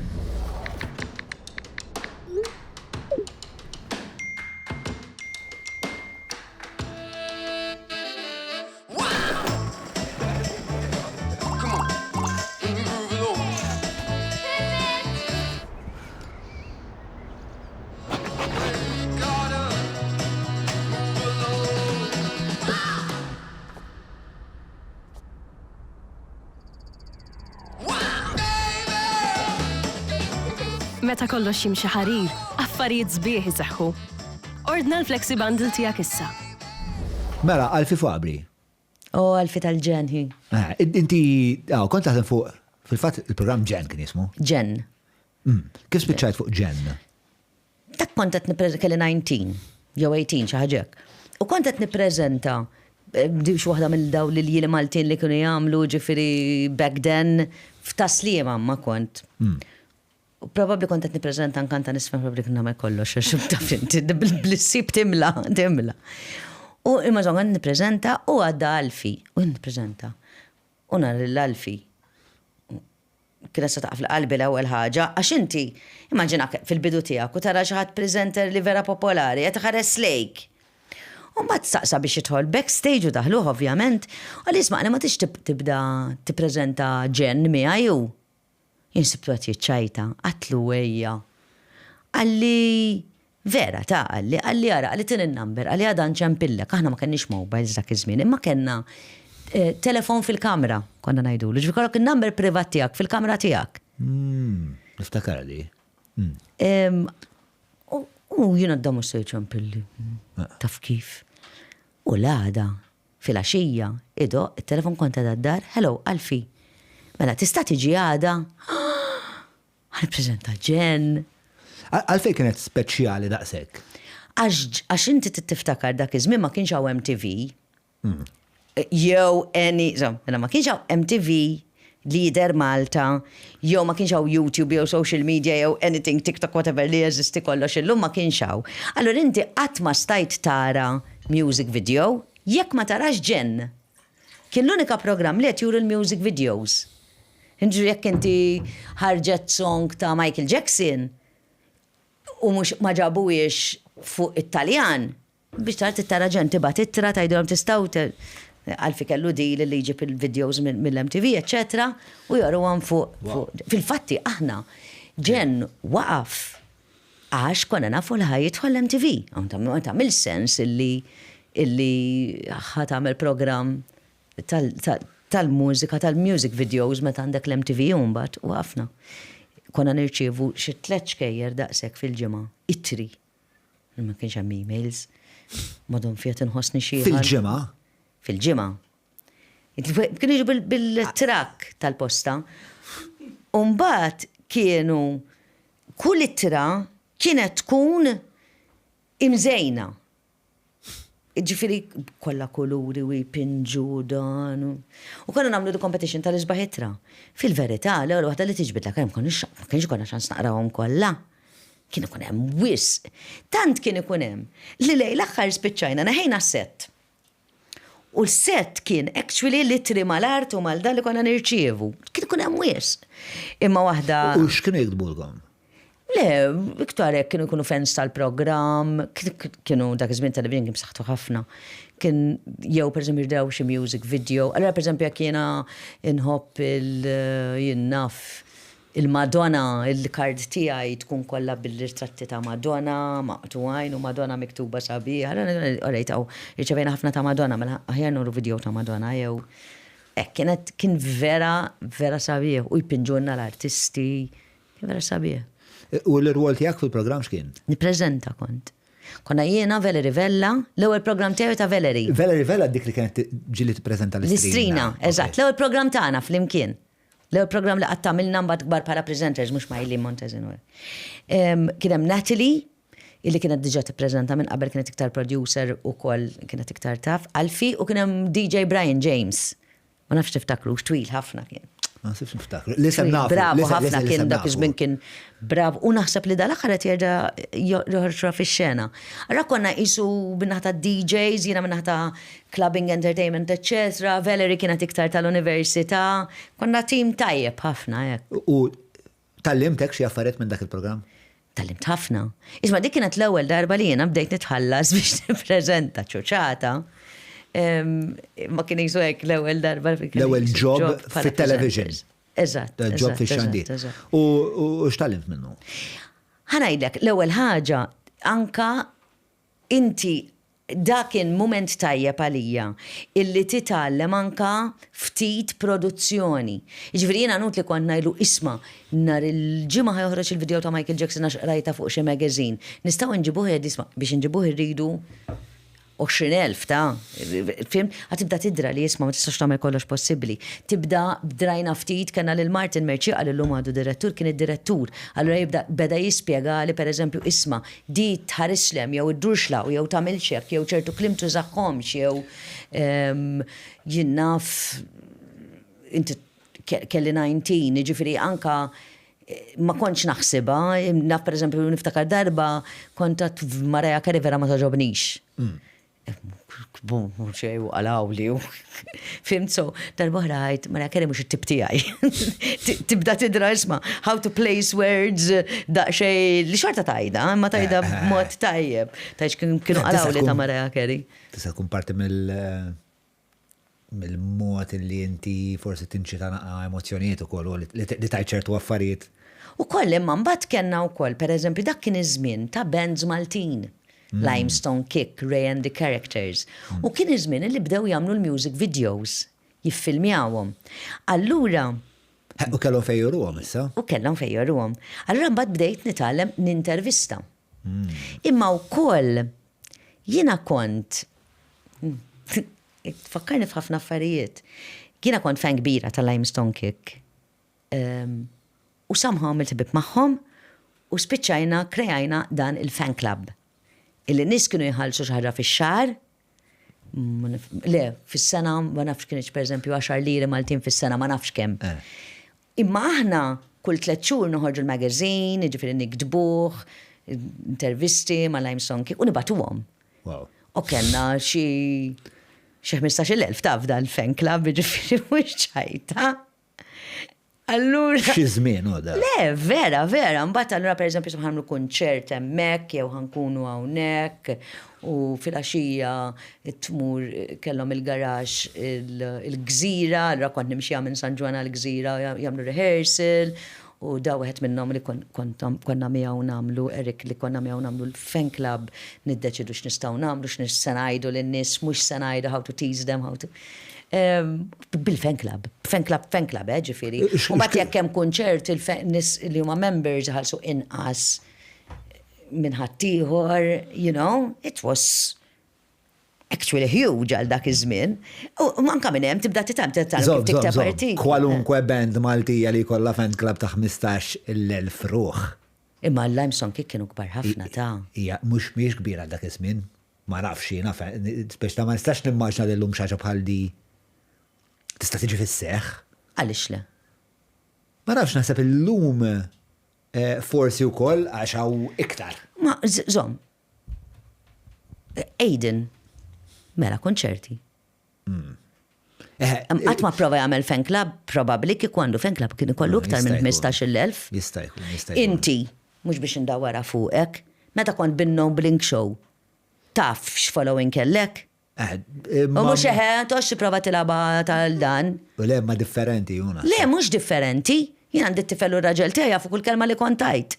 Sewwa xorbu li moħħi jgħiduhom, please note. Jiġifieri, imma inti provajt tagħmel fan club? Le. Jiġifieri il-Limestone Kick kienu one step ahead fejn jitlu daw l-affarijiet. Tort tal-bon, no?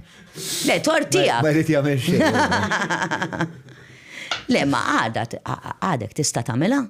Ġin nemmen illi għarajt nlum u TikTok social inti ftakar li dak iż-żmien ma kienx hemmhekk u ġinti ma tistax. Nis tibatilhom magazine biex ikun jafu x'għandek shows matul daċ. U jien naħseb il-fatt li żgur li hemm min pereżempju Aiden perswas li għandu dik il-volum ta' fans li probabbli taħdem għalih il-biċċa tax-xogħol. Però se taħdem fuq kulħadd, di ma ħadmitx fuq kull band lanqas, imma jekk tara dak iż-żmien Ray and the Characters u Limestone Kick kienu kbar ħafna. Ma nistax nimmaġna pereżempju llum li jkollok programm popolari kemm hu popolari illi tant in-nies ikunu investiti fih illi ħatirċievi xkejjer ta' etri. Tirċievi xkejjer ta' emails. Tiġi xkejjer ta' kommenti. Kommenti, shares, u ma. Le, ma. Hija ħafna iktar laborjuża illi inti taqbad biċ-ċakar. Isma' nittella, imma iva vera. Imma li inti għandek filmat u rawh 150,000 in 24 hours, mela jgħat investit f'mod ieħor. Imma l-investiment huwa iżgħar. Huwa iżgħar. Huwa iżgħar. Jien dik li taffaxxinani li tant ikunu bnew rapport. Jista' jkun qed inkissru naqra l-kreattività wkoll, fimt? X'jiġifieri? Jista' jkun qed inkissru naqra l-kreattività b'dan kollu. Il-fatt li aħna konna nirċivu 3 xkejjer ta' itri kreattivi, dak tlifnihom. Eżatt, u għara kemm kienu jinvestu ħin minn ħajjithom biex juru l-apprezzament. U ġieli kienu jkunu gruppi. Ġieli aħna din erba' hawnhekk u ngħidu aħna nagħmlu l-on poster. Mela għadna, qed ngħidu pjaċir. Fimtu għadem flimkien nagħmluha. Mhux xi ħaġa sabiħa. Ħafna sabiħa. Jien vera joġbuni daw l-affarijiet. Neħa ngħidlek ħaġa fuq di għax fakkartni f'xi ħaġa oħra. Mela. Ma konx naf il-dwejn dak iż-żmien. U konna nirċievu daw il-pitturi imma tal-bliħ. U niftakar kien hemm waħda Axl Rose imma perfett. Perfett. Bil-lapes hekk illallu dak kien żmien il-Guns N' Roses tinsiex. U da konnajt istrada l-ġuvni kemmu brav u konna nrepuħ regali, għax vera kien ikun jispikka. U da kien hemm Texas Rose u ta' xi tnejn oħra li konna żammejnihom fl-uffiċċju tal-fi. U meta kien jispiċċa ġenna dneħa xejn bathom lura daqs kemm huma sbieħ biex jintremew u batnihom lura. Snin wara jien bdejt noħroġ ma' Dwayne u mort għandu u nara daw imweħlin mal-ħajt. U jien għatlu, isma', inti għal jista' jkun, daw kont irbaħt bihom f'ġen. Għalliva, ta' ġi konta t-rabbaħ il-raġel tijaj, bil-arba konna fikir ħajkun il-raġel tijaj. U da kif għatma għallek? Naħseb għasu ma kien għarafni li l-istess persuna, probabli, xina dak il-periodu kont waqaf mit-television un-bat, għax bdejt nistudja production, eccetera, eccetera. Imma ġifiri għarax kombinazzjoni, ta' għasrit nemmen li dak kien il-persuna u kelli nibatu għamlu l-ura biex ma jintremewx, u għadhom għanna sissa. Wow. Il-traġettija kumbat kompla b'Xarabank? Jo, xkien bej Alfi u Xarabank? Le, un-bat bdejt naħdem ma' kumpanija u kien Ġermanis, Jens, u kien l-ewwel jisu. Kien jagħmel CGI da. Eżatt, u kuna nagħmlu affarijiet fuq film. Tinsix illum m'għadhomx jużaw ħafna film, imma back then illi inti tkun fuq film, it's a lot. Allura għalhekk net exciting ħafna li qegħdin nagħmlu dawn l-affarijiet nibatuhom ċineċità biex tiżviluppa l-film sakemm jasal il-film tmur hemmhekk, you know. It was very exciting, qed nitgħallem kif ta' nipproduċi program, mhux program, riklam tal-bleħ kull darba nikkreaw hekk. U direttur x'kien Jens? U kien direttur, u kien tajb ħafna fuq l-animation u hekk. Dwayne kien jaħdem hemmhekk ukoll. U allura hemmhekk fejn sirt producer nagħmel casting, nsib il-locations, nivvintaw flimkien l-istorja u tallimt ħafna, ġifieri naf pereżempju kan nagħmlu riklam fuq din it-tazza. Nibu tazza għandna bord u kulħadd tidħol tajt trasparenti, nikteb trasparenti. Ħafna kliem u mbagħad nagħmlu brainstorming, so hemmhekk fejn mbagħad vera tallimt. U mbagħad kien żmien illi bdejna naraw illi barra minn Malta qed jidħol il-blu, mhux green, għax l-ewwel ma daħal il-blu.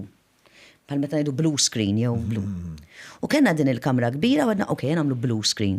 Bl-art bil-dak l-ewwel blue screen li qatt kien hawn Malta.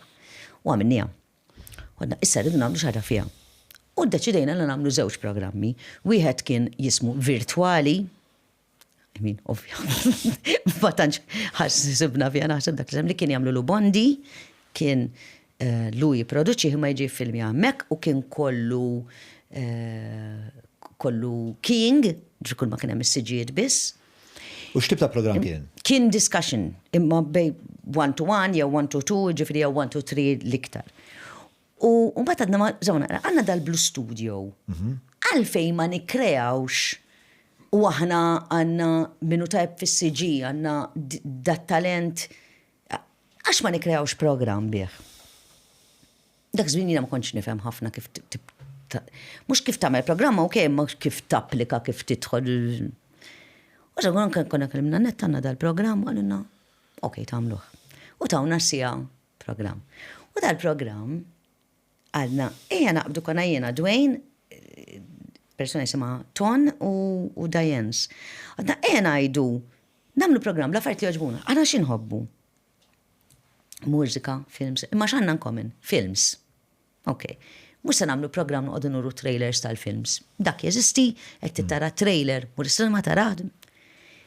Li ma tarax huwa l-iżbalji tal-films. Illi inti mor tara film u actually hemm żballu ma rajtux. Xi whoops jew xi ħaġa. Hollywoops. Dak kien isem tajjeb imma, dak kien joġobni. U għamilna da Hollywoops. Allura fih. Ikkrejajna anke jien. Ikkrejajna anka jena kont kważi karattru, xari kont namlu dan u nilbes kemm jista' jkun isu plastic things u affarijiet hekk u daqqa ġej in-nar u ritnaddu daqqa ġej Imma da set kien kollu jisu monitors ħirġin minn kullum kien, imma fil-veritanti fil-blusur minn tara xej. So it took me xi 4 tiem ta' mixi l-emmula u biex jiena nibqa' nippreżenta minn ma nidħol f'xej. Għaxin kien idħol straight ġos siġi taf kif. Ma tidraħu kien naħseb fenomenu ta' program, ma kienx popolari ħafna, imma min forsi kien jinteressaw dal-affarijiet, kien program tajjeb ħafna. Għet iġibli memorja li jien hemmhekk l-ewwel darba tajt miegħek. Ġo dak l-uffiċċju ta' kelkom uffiċċju l-Mellieħ. Il-Mellieħ, eżatt. Hemmhekk u tgħidlix għalfejn kont hemm. Ma nistax niftakar, naf illi qed impoġġu bil-qiegħda ma' Dajjens u kien hemm inti. Jista' jkun. U konna nagħmlu xi proġett. Ma nafx jekk kellix taqsam l-istrina, jista' jkun kellha taqsam l-istrina. Ma nafx ngħidha. Jiena niftakrek l-ewwel darba il-belt mal-Where's Everybody u kont tkun hemmhekk u kont tgħinha inti ħafna. Naħseb mal-istrina konna nagħmel mal-Where's Everybody. Eżatt, hemmhekk. Però ma niftakar illi kien hemm dan l-uffiċċju Il-Mellieħ faċċata tal-Knisja, li qed jagħmel affarijiet speċjali u li qed jagħmel. Imma again, mhux laki kont li kelli dak il-ġob jiena. Għaxara, ma jistax tkun lak bista. Le, isma, żomm naqra, il-lak dejjem, John, il-lak dejjem. Issa mbagħad ħadd ma ħajtik xejn hekk. Jiġifieri inti kollok dak innaqalak u mbagħad hija taħdem għaliha. Jiena l-analogija li naċċetta meta niġu għax-xorti u mhux xorti hija daqisek xi ħadd pereżempju jilgħab il-baseball. U inti jekk ħatmur u jitfawlek il-ballun. Is-sinti baseball semmejt qas nifhem seħtajjem fil-baseball, semmi futbol u jew xi ħaġa hekk. Jekk inti ħatixxutja 3 penalties mod, ma jekk ħatixxutja 100 mod ieħor. Jiġifieri hawn min għandu din it-tendenza. Li jibqa' jipprova. Mbagħad l-affarijiet ikun hemm minnhom li jaħdmu affarijiet li fallu. Ħammerik fuq din. Hekk tixxutja 3 penalties u tixxutja 100 penalty. Ma jfissirx li ħatilab ta' Malta, anke il-100 penalty skurjajthom kollha, għax irid ikun hemm dak il-persuna li qed jarak biex inti tilab ma' Malta.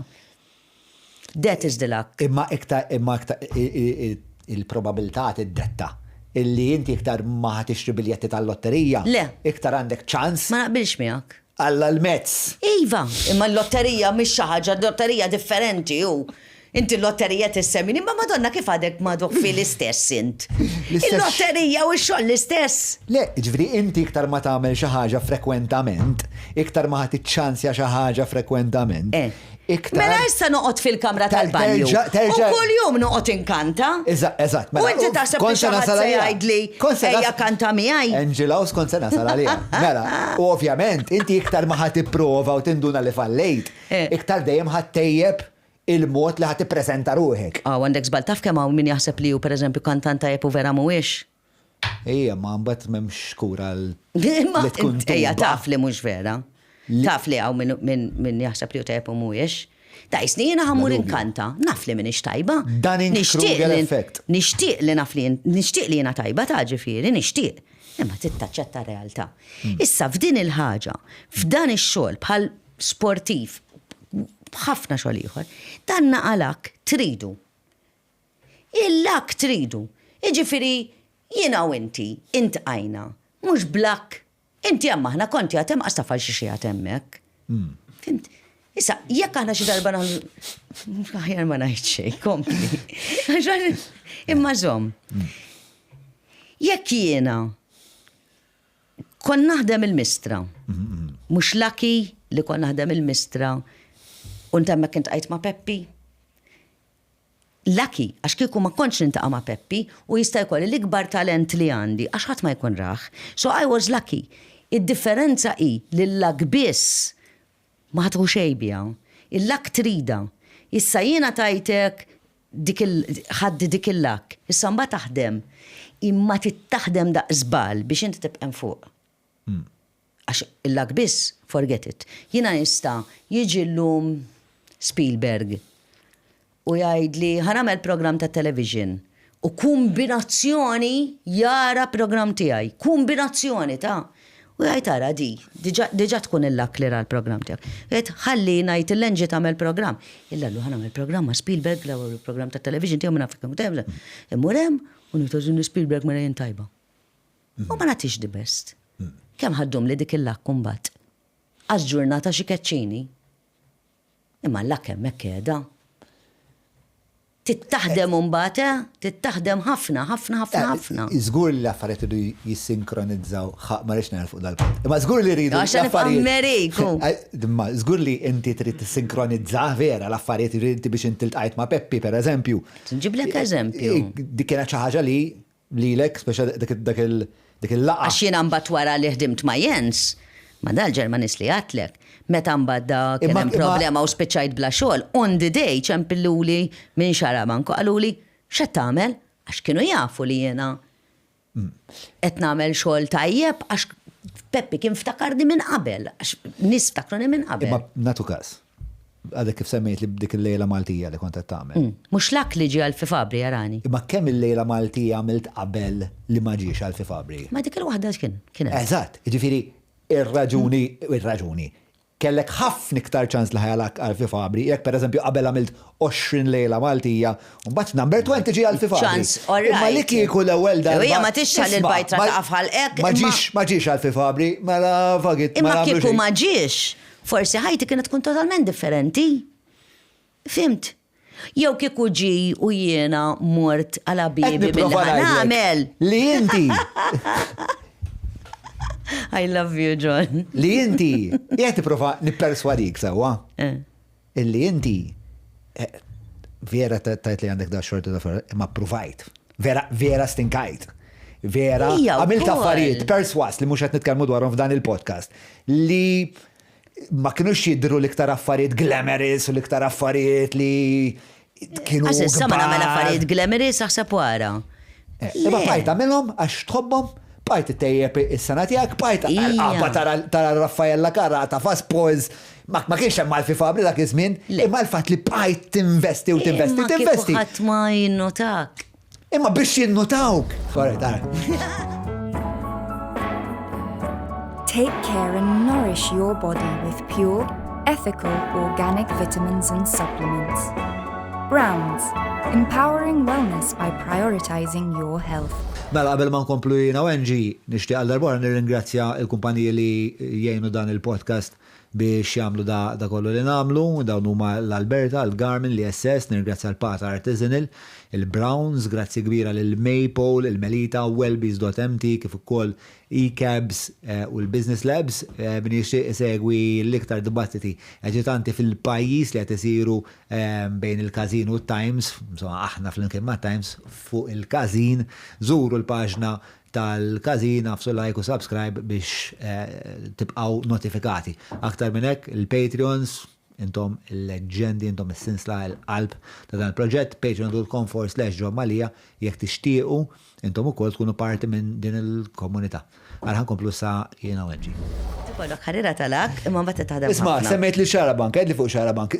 Kien Monstru. Kien mostru, ma nibdew Xarabank x'kien ifisser għal Malta.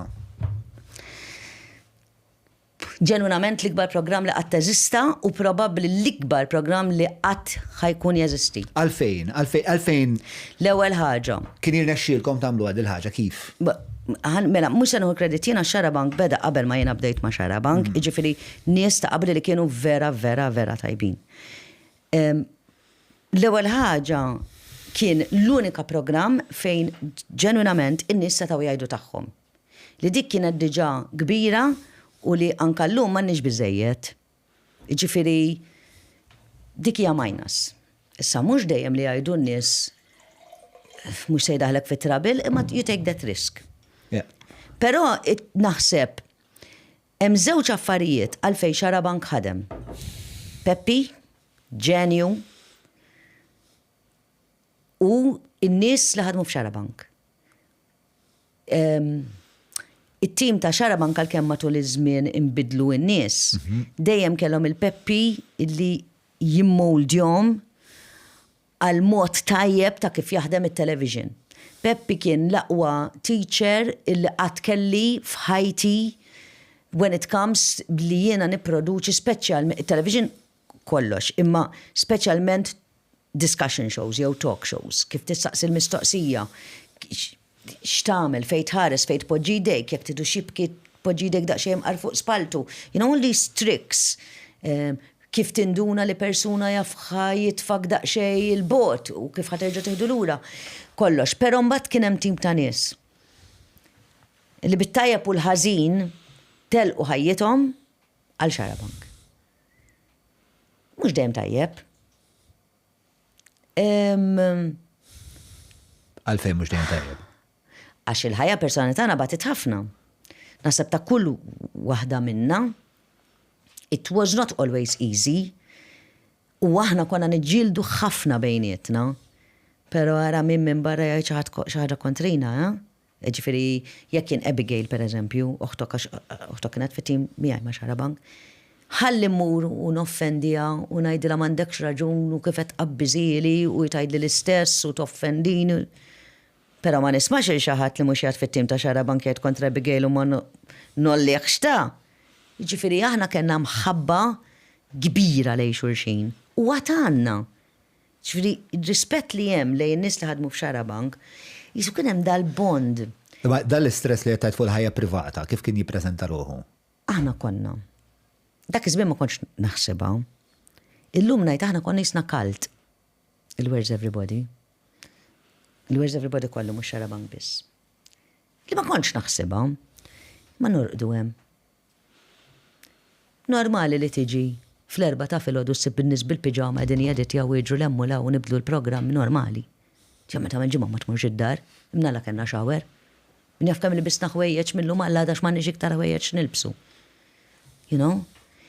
U inti tant tibda tqatta' sijat, ġranet, il-jieli fl-imkien, it-tfal tagħna jiġu hemmhekk ukoll imnalla pereżempju Mikkel u lil Xandru u ma kienu jieħdu pjaċir, ġifieri ma kienx xi ħaġa li kienu jiddejqu għax lilhom konna. Imma li tant qattajna sijat fl-imkien illi laqqas familja ma tkun hekk, tkun taf kollox fuq il-persuna, it-tajjeb il-ħażin, id-difetti, s-sigreti, allura minn ma tikkrea dan il-bond illi kważi tibża toħroġ minnu. Li mhux essenzjalment hija tajba, għax inti kollok dil-biża ta' isek għandek kalt. U taf illi għandek bżonn titlaq, imma ma titlaqx. Jew taf illi isma' għandek bżonn tibda tmur torqod id-dar. Ma tistax. Ma nafx nispjega. Kienet aħna, u probabli xarabank għalek kien tajjeb ukoll għax it-tajjeb tiegħu. Ġifieri il-ġimgħa filgħodu għandna l-programm lest u għandna programm immens tajjeb. U nafu li għandna programm tajjeb. Jew anzi, il-ġimgħa war nofsinhar. Kif kienu jaħdmu fuq dal-programm? Fil-bidu konna xi fi żmien li bdejt jiena kien hemm Abigail, Rachel, James, PJ, Peppi, Jean Paul. Daw kollha producers. Producers, editors, kollox tam. Kienu miftit minnkom, per eżempju, Ħlif Abigail kamera. kienet editjaw. Le, kamera. Zom, Abigail kienet tiffilmja wkoll, per eżempju, Rachel kienet tiffilmja wkoll. Features. Features. U mhux Derry? waqt il-programm. Id-Derry kien editor. Kenneth? Kenneth kien qabli. Mux xitim enormi ta' s-saċ, ma għalli kien. Meta jiġi il-ġimgħa war nofsinhar. U ngħidu per eżempju għandu ħobġa issa nistriħu daqsxejn taf kif. U jien qala xi ħaġa. Ħadd minna ma kien jgħid le. Nħarsu lejn xulxin ibdel. U tittara. Guards dawn biex tbiddel. U tmur hemm u sal-aħħar tibqa' dej u qatt ma kien ikun lest xarbank. Peppi kien jgħidilna qatt mintom lesti, qatt maħna lesti u vera. Għax jiġilek xarra fil-għaxa jibdilek kollox tibdel. Kien hemm riskju wkoll. Ġifieri għamilna programmi li setgħu tafaw lilna fir-riskju. Peppi iktar minn kulħadd tu. Per eżempju? Per eżempju programmi bħal ta' l-użura. Ġifieri kien hemm min rid joqtolna li għamilna dak il-programm. X'kien il-programm? Fuq l-użura. Imma kellna wieħed qed jgħid min qed iself ma qalx min qed iselfu l-flus imma x'qed jagħmillu dal-persuna li kien iselfu l-flus induna li qed jirreferi għalih kien buċċu motti ta' u ġalina u ġifieri. U mat li beda jiġri. Żomm, ġialikom xi ġifieri? Ġalina u speċjali bil-pulizija u. Niftakar darba kienu kisrulna l-bib. Darba kisrulna l-bib. Sejta fej, għax kont jiena wkoll ġieli kont. Mela. Jew jitilaw 4 solari il-belt liktar. Titla 4 solari ta' Vincent Buildings biex tagħmel pipi mal-bib ta' Xarabank. I mean, kienu kun hemm.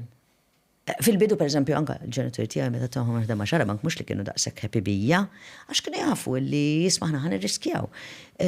Morna ħafna u politically, u anka bejnietna politically ta' ma konniex naqblu dejjem, imma sala l-programmi li tek iritek.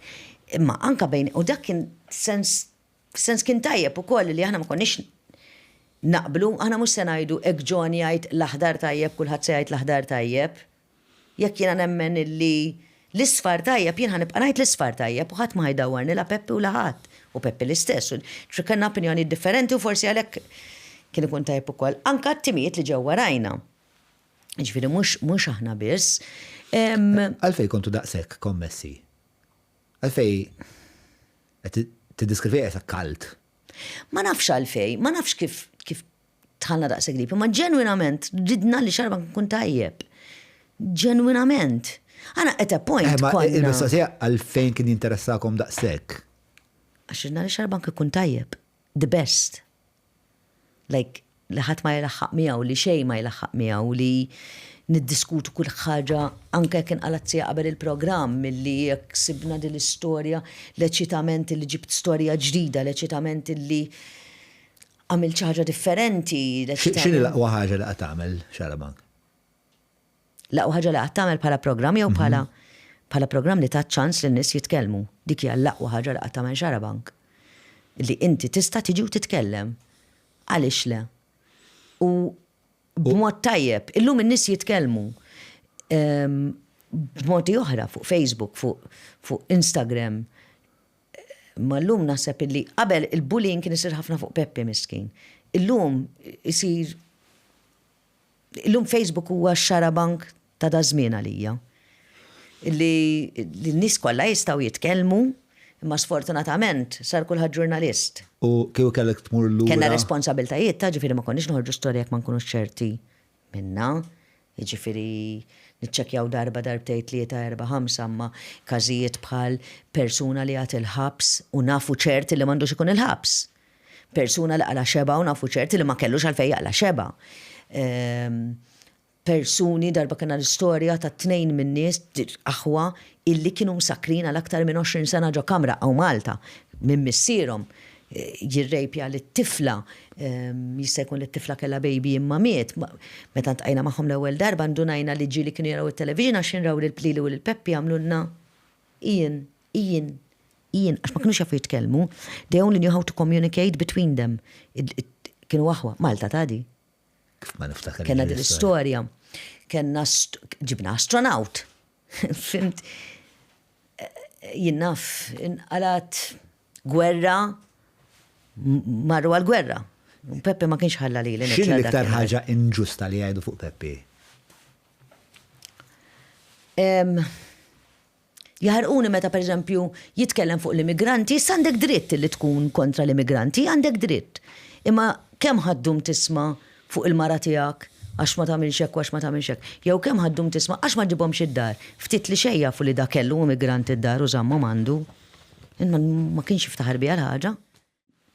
And he was okay with it. Fis-sens jekk jitkellem fuq il-ħabs, vera jekk jgħidlek kif timur narhom immur narhom, hekk jagħmel l-istrina u ħafna affarijiet oħra. Pereżempju fuq l-istrina kont vera nindanna meta kienu jgħidulu qed issir senjur.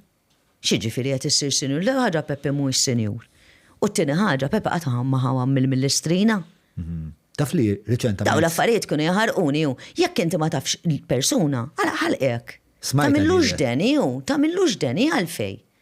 Tista' ma taqbilx miegħu ta' jiġifieri għandek dritt li jekk Peppi jiddeċiedi li jgħid illi għandu kulħadd jidħol Malta ġej minn fejn ġej u jiena ngħidu inta tiġġennen hi. I mean, Malta daqshekk ta' ma tiflaħx għal dan nies kollha, għandi dritt ngħidielu. Imma mhux ngħidlu umur intrema u jalla jaqbdek hekk u għax ma tagħmilx suwiċidju dan hux affarijiet. Kienu jaffettwa waħda l-affarijiet? Ħanajdlek ħaġa onesta li bdejna fija. Naħseb li kienu jaffettwaw imma ma kienx jammetti. Imma naħseb li kienu jaffettwawh. Naħseb li kienu. Għalfejta. Ma nafx tistaqsi għalilu ta' ovvjament mhux lili. He liked a bit of challenge ta' ġifieri kien jieħu gost minn imma mhux meta tidħol fil-personal. Speċjalment meta kienu jaqbdu ma' Mendi. Ma kienx jieħu pjaċir. Mhux fair. U fuq xiex ma taqbilx ma' Peppi? Kemm għandek ħin? Bis-serjetà? Issa l-birthday tiegħek qegħdin hawn, inti taf. Fuq ħafna affarijiet ma naqbilx ma' Peppi. ħafna, imma argumenti. Mhux personali. Per eżempju, fuq xiex ma taqbilx miegħu. Mhux ma ngħidx. Trid whisky tal-birthday. Sena l-oħra skirt bil-whisky fil-birthday hot. Ma mix, ma jit. Ijwa, għani fil-sakra. Le, ma ħafna affarijiet ma naqbilx miegħu affarijiet komuni, ġifiri jinnaf u jgħid nitkellmu fuq. Mux ma naqbilx miegħu f'kollox, ma jinnaf pereżempju il-ħabs u jgħid m'għandux ikun hawn ħabs. Jien ngħid għandu jkun hawn ħabs. Mhux m'għandux ikun hawn u jgħid għandu jkun sabiħ u komdu u għax daw diġà taħdilhom il-libertà, mentri jiena ngħid għandu jkun hawn sistema illi l-ewwel ħaġa skont il-crime li tagħmel mhux tkun kollha mitfuħ fl-istess post. Mhux fair, ġifieri jekk inti ma ħlasx it-taxxa u inti qtilt 20 persuna mhix l-istess ħaġa għalija. Imma nemmen illi għandu jkun hemm naqra biża' mill-ħabs, minn tixi sejjer 5-star hotel, ek sejjer il-ħabs tkun hemm ftit biża' mhux ġifieri għax irridhom ibatu, imma li iż-żgħażagħ u tfal tagħna u aħna ikollna biża' li mmorru l-ħabs. Mhux u wirsu nisroq bank għax għandi bżonn il-flus ma jibdu li mhux xorta 5-star hotel li għad. Le, it's not like that. Ġifieri pereżempju, qed inġiblek eżempju. Mhux qed ngħid l-argument ta' Peppi huwa ħażin għax vera li tieħu libertà diġà hija ħaġa ħażina, imma ġifieri hekk affarijiet hekk. Taħseb li hemm bżonn ta' jew xarabank jew programm bħal xarabank fuq l-Istazzjon Nazzjonali? Mhux neċessarjament fuq l-Istazzjon Nazzjonali, imma naqbel li jkun hemm programm fejn in-nies jistgħu jitkellmu. Anke jekk isir bħalma tagħmel każin. Pereżempju bħalissa inti tagħmlu online. Naraħ fuq stazzjon tat-televiżjoni wkoll. La għaliex le. Għaliex le. Anzi, jiena taġobni, naħseb illi mhux xarabank jikreaw xi ħaġa differenti forsi. Jew Peppi għat il-permessi ta' xarabank jew. Yes, naqbel. Kien istra persona li miss ħafna ħajiet, ftitilu kelli lil-Ron hawnhekk. U kont insejt li għax anka Ron kien magħkom il-mistra. Iva. U anka Ron li ma kienx parti mit-tim ta' xarabank, mhux bnidem ġurnalistiku, xorta il-momenti li qatta ma' Peppi għalih kienu fost l-iktar li jimmarkawh. Ara, xarabank ġenwinament qed ngħidlek kien l-ikbar skola tat-television li qatt kien hawn. Ħarġu producers tal-bliħ, scriptwriters tal-bliħ, presenters tal-bliħ, crew, technical crew tal-bliħ, il-CEO tal-PBS kien jidderiġi xarabank. Kit. Aħna għadna naħdmu ma' id-deri għadu il-COO tal-PBS ċali dalli kien l-engineer tal-Where's Everybody, xarabank u koll. Xarabank kien skola u dik hija wkoll parti milli għalfejn għandu jerġa' jsir mod tajjeb li nagħtu opportunità lil min irid. Għax mela jien mhux qed ngħid l-MCAST jew ma jagħmlux biċċa xogħol tajba, imma meta tkun hands-on hija differenti ħafna. Dak il-pressure cooker. Hands-on hija everything changes. M'għandekx 8 sigħat biex tagħmel programm ta' nofs siegħa. Kieku tmur lura terġa' tagħmilha? Hija mela. Definitely. Dak l-istress kollu? Iva. X'tak lilek? Le, jiena li bnieli l-karriera kollha tiegħi. Issa qabel kelli ma kienet differenti. Plus li n-nies li ntqajt magħhom matul iż-żmien. Kollha ħadd xi ħaġa minn għandhom, kollha tallimt xi ħaġa minn għandhom, kollha għalmuni xi ħaġa, kollha hemm minnhom li baqgħu ħbieb ħafna tiegħi, hemm minnhom li hemm ċertu rispett lejja u jiena lejhom ukoll. Hemm affarijiet ħelwin li ġraw, ġifieri memorji sbeħ ħafna.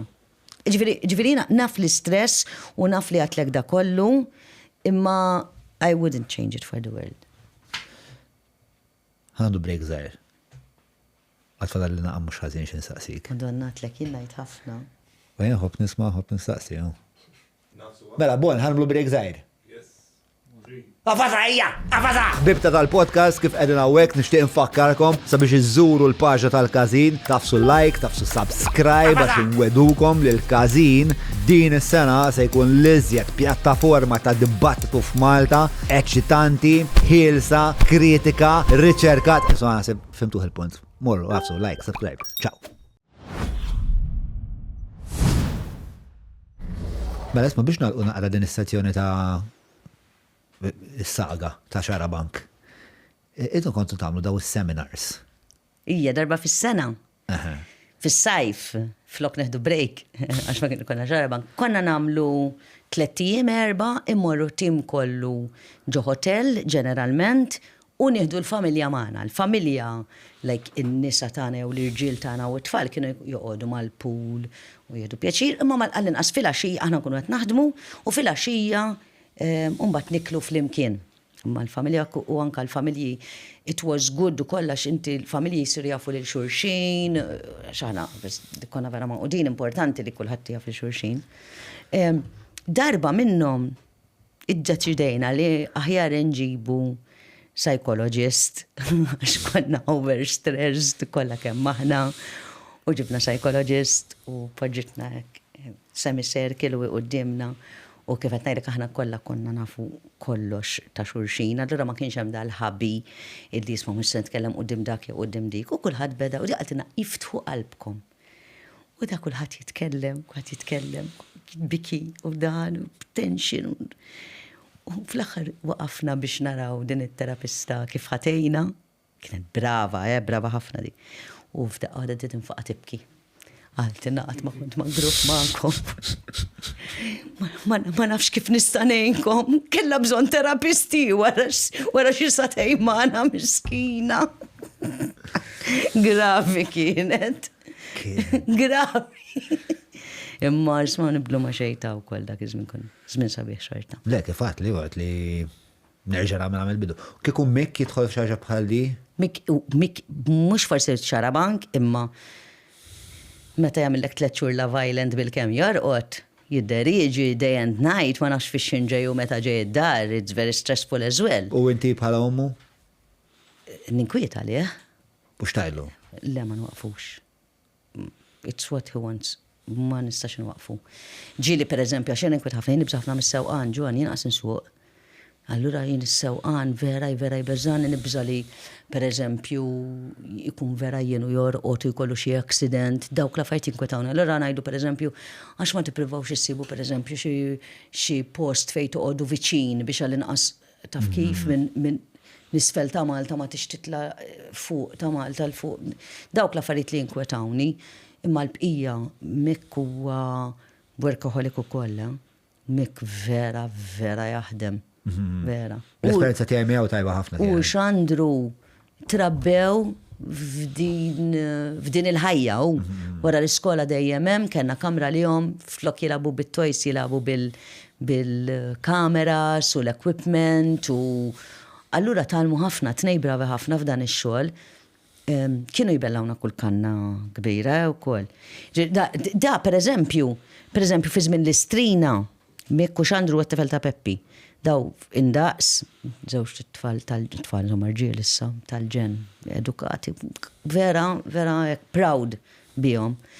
U bravi. Edukati u bravi. Ħafna. Mhux għax Mik tajja u għax Xandru nħossu t-tifel tiegħi wkoll taf kif imma għax vera grata li għandna lilhom f'ħajjitna. Imma da fi żmien l-istrina kienu jkunu jridu jgħinuma wkoll. Imma tant konna nkunu guards down. L-imsik hemm titli xejn konna ngħidulhom pereżempju isma' għamel hekk jew għamel hekk. U allura kienu jagħmlu hekk. Mela l-ewwel jibdew billi it-toys kollha li għandhom li m'għandhomx bżonn ibjawhom lilna. Toj li xtrajtlu jiena pereżempju 10 liri, jibiħħu li 50 cents, itnerġa' ħallas għalih. U ħerġa' jiġi għandu. Ma dal-flus imorru għall-istrina. Umbat, xin il-toys ikunu bijawhom kollha, jiddeċidu jagħmlu t-tew il-kafe għal kulħadd. Kull jisu 10 minuti ġa. Nagħmellek te ta' tfal u tgħidilhom Okay, 10 cents. Nħalsu għatte. Datte u l-kafe kienu jkunu ħarzina ġeb. Għana narmuhom, daw jaraw t-tazza vojta, namillek tejħor u kienu jnefqunna flus xħadna mill-istrina, għana ħallasna. U bat jgħatu għam l-istrina l-flus li jkunu għamlu minn fuqna. Imma insomma, kienet ħaġa vera ħelwa u kollu. Vera ħelwa. Żgur li għalihom kienet sors ta' edukazzjoni kbira li jom. Le, naħseb illi tinsiex illi Mikku Xandru ġew esposti għal ħafna stejjer, għal ħafna nies kreattivi, mod ta' kif taħdem, moħħ miftuħ. Jien niftakar Mick, żewġ affarijiet niftakar żgħir li kienu vera affaxxinawni u ħassejtni vera proud bih. Darba jtu li l-iskola kien primary. U għajtu li l-Dwayne, u morna nkellmuhom, u n-naxana complain, kien jgħat flezzjoni, kellu xi 7, jew xaħġek 6-7. U 6-7. Kontet nittama li mux se tamela. Sorry, ma stajċ. Ta' pa' jisema, nibbipja għadik, nibbipja għadik. U għajtu l-iskola, għallu nisma' kienu għat jitkelmu fuq żwieġ u daw bdew jgħidulhom il-żwieġ bej mara u raġel biss. U Mick għal-qam u għallhom le. Iż-żwieġ m'għandux ikun bej mara u raġel għax jista' jkun bej raġel u bej mara u mara għax jekk hemm l-imħabba u taf kif jagħmel Mick għadu sallhom jagħmel eloġi. U damilhom eloġju u ġew jikkomplejnjaw miegħi u ma' Dwayne fuq dil-biċċa xogħol. U kien mument illi qed nara lil dilallima qudiemi tgħidli biex inkellmu u jien ħassejtni kburija bih li ma ngħidli. Jaħsejni vera proud li t-tifel tiegħi qam bil-wieqfa u qallhom le. That's the way it should be. Ġidika, għaxu minn dejjem kien espost, għalih. Raġel u raġel, u mara, u raġel u mara. Stamlu differenza. U dik ħaġa sabiħa. U anka li għamu għala. Amazing. Hemm ħafna nies li jemnu ħafna affarijiet ma jgħidu xejn. Lallu, jien vera ħadd pjaċir, għattilhom, isma'. Naħseb li you should applaud him, mhux tirrabjaw miegħu. U bad darbohra xi sena wara kellu eżami. Kien għadda, kien ġab marki tajbin. Imma l-teacher għatli sman kelmek, għatli għaxdat Mick għatli jivvintom, kienet hobbu li, għatli jivvintom ta' għatli għaxda kellhom ikdbu l-istorja ta' Malta. U għaritili l-karta. U ma kellhom xi biċċa nofs page biex jikdbu. U da bdija l-istorja ta' Malta jan possibli li niktiba f'nofs paġna. Allura ħanajdilkom partijiet mill-istorja tal-Melliħa, x'kienu l-iskola tal-Melliħa. U kda fuq il-Melliħa biss. Imma fimt, ġifiri, il-moħ kien diġa kreattiv, kien diġa differenti u jina naħseb illi ġejja minn hemmhekk ukoll.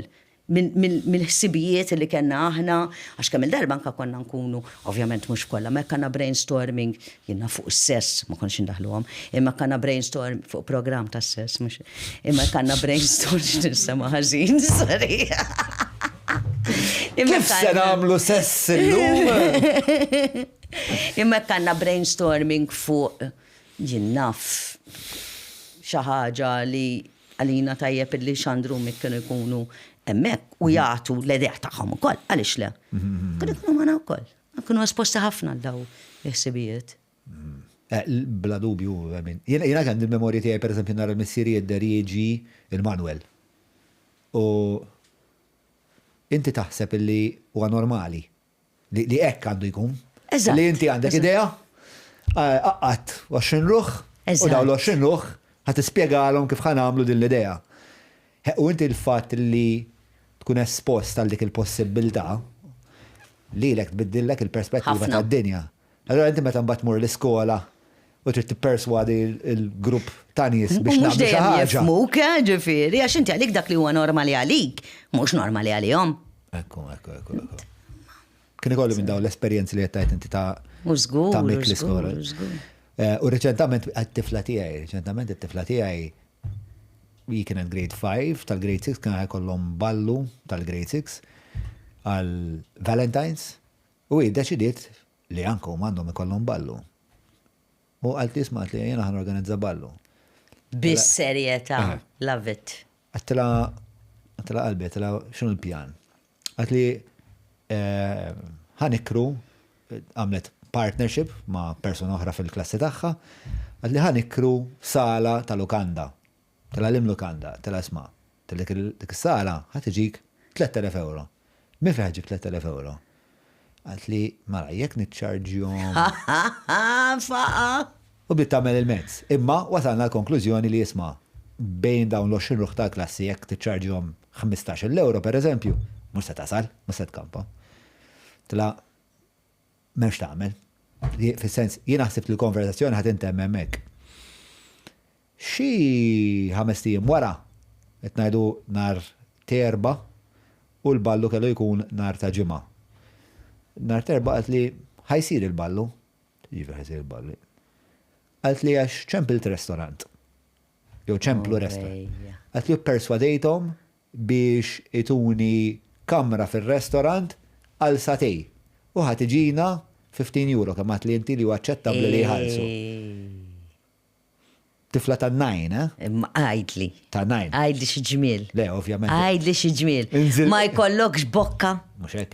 Inżilt hemmhekk sija qabel jisu ma ddoffi ġej il-but anklan. Ma hekk nistenna hekk. Mbagħad il-baħbuh, il-baħnan. Għarajt għalbijet, wasal kullħat hekk jien mal-mara nammira ovvjament mit-tista' timmaġna xi xkun għaddej minn moħħ il-missier u hekk. Batat l-għora, tħallna, ħarset li għaltina, li ġifir tħallna. Għanda raġun, ta' Għalt li mux tiġi għalija mbat. Ġi mux diħel, ġi. Anzi, ma għaltlek xissa tfal il-mużika għamillijek u għamillijek u kont tispiċa xoħal inti bxej? U kont namela ġviri bil-qalb. Bil-qalb kolla. U mux ovvija. Ovvja. Le jena, meta jġu għal-birthday parties jena n-organizza ġviri ta' tfal. Minn dejjem, meta jinnaf per eżempju, it-tifel darba krejtlu il-Millennium Chapel. Għal-min, għed tifittex post vera tajja biex jagħmel birthday party il-Millennium Chapel rħis. Veru? Il-nis vera rajt. U l-spazju vera kbir. U noqgħod n-organizzalhom it-tug of war u l- Stajt organizzajt li birthday party? Wiċek tost, inti organizzajt l-ek podcast bħal da.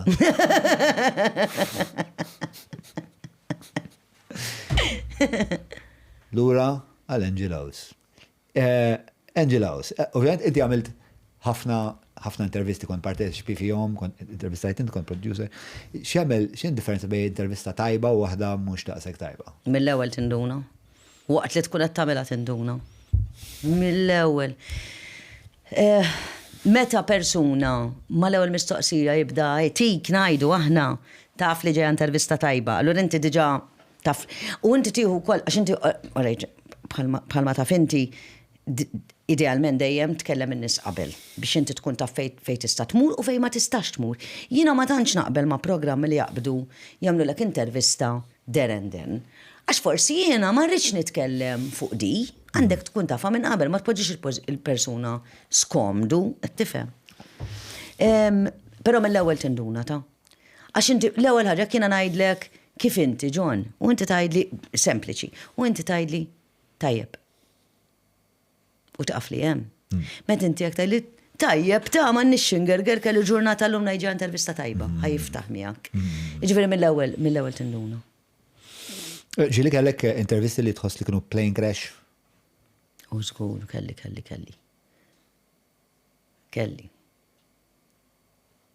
Ma... Iftaħ miegħi. Let nipprova nara u let isma' jiena pereżempju sa Bonġu Malta taf kemm ikoll intervisti xi 20 kull nhar ta' ħadd mhux ovvja li ħassib il xi ħadd.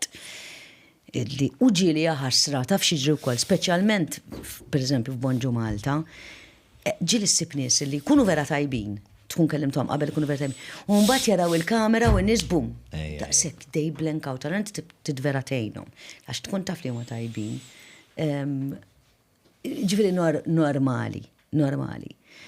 Mbagħad intervisti li jdejquni huwa ġieli kollok x'intervista ma' xi ħadd illi jkun insemmu kantant. U inti tgħid għandu ħajja interessanti, ma jkunx forsi il-kantant favorit tiegħek, imma għandu ħajja interessanti. U jibda jiftaħar, u għax ħaddaw l-awards li tkun taf li basically xtrom. U għax sirtek, u nibda ngħid whatever.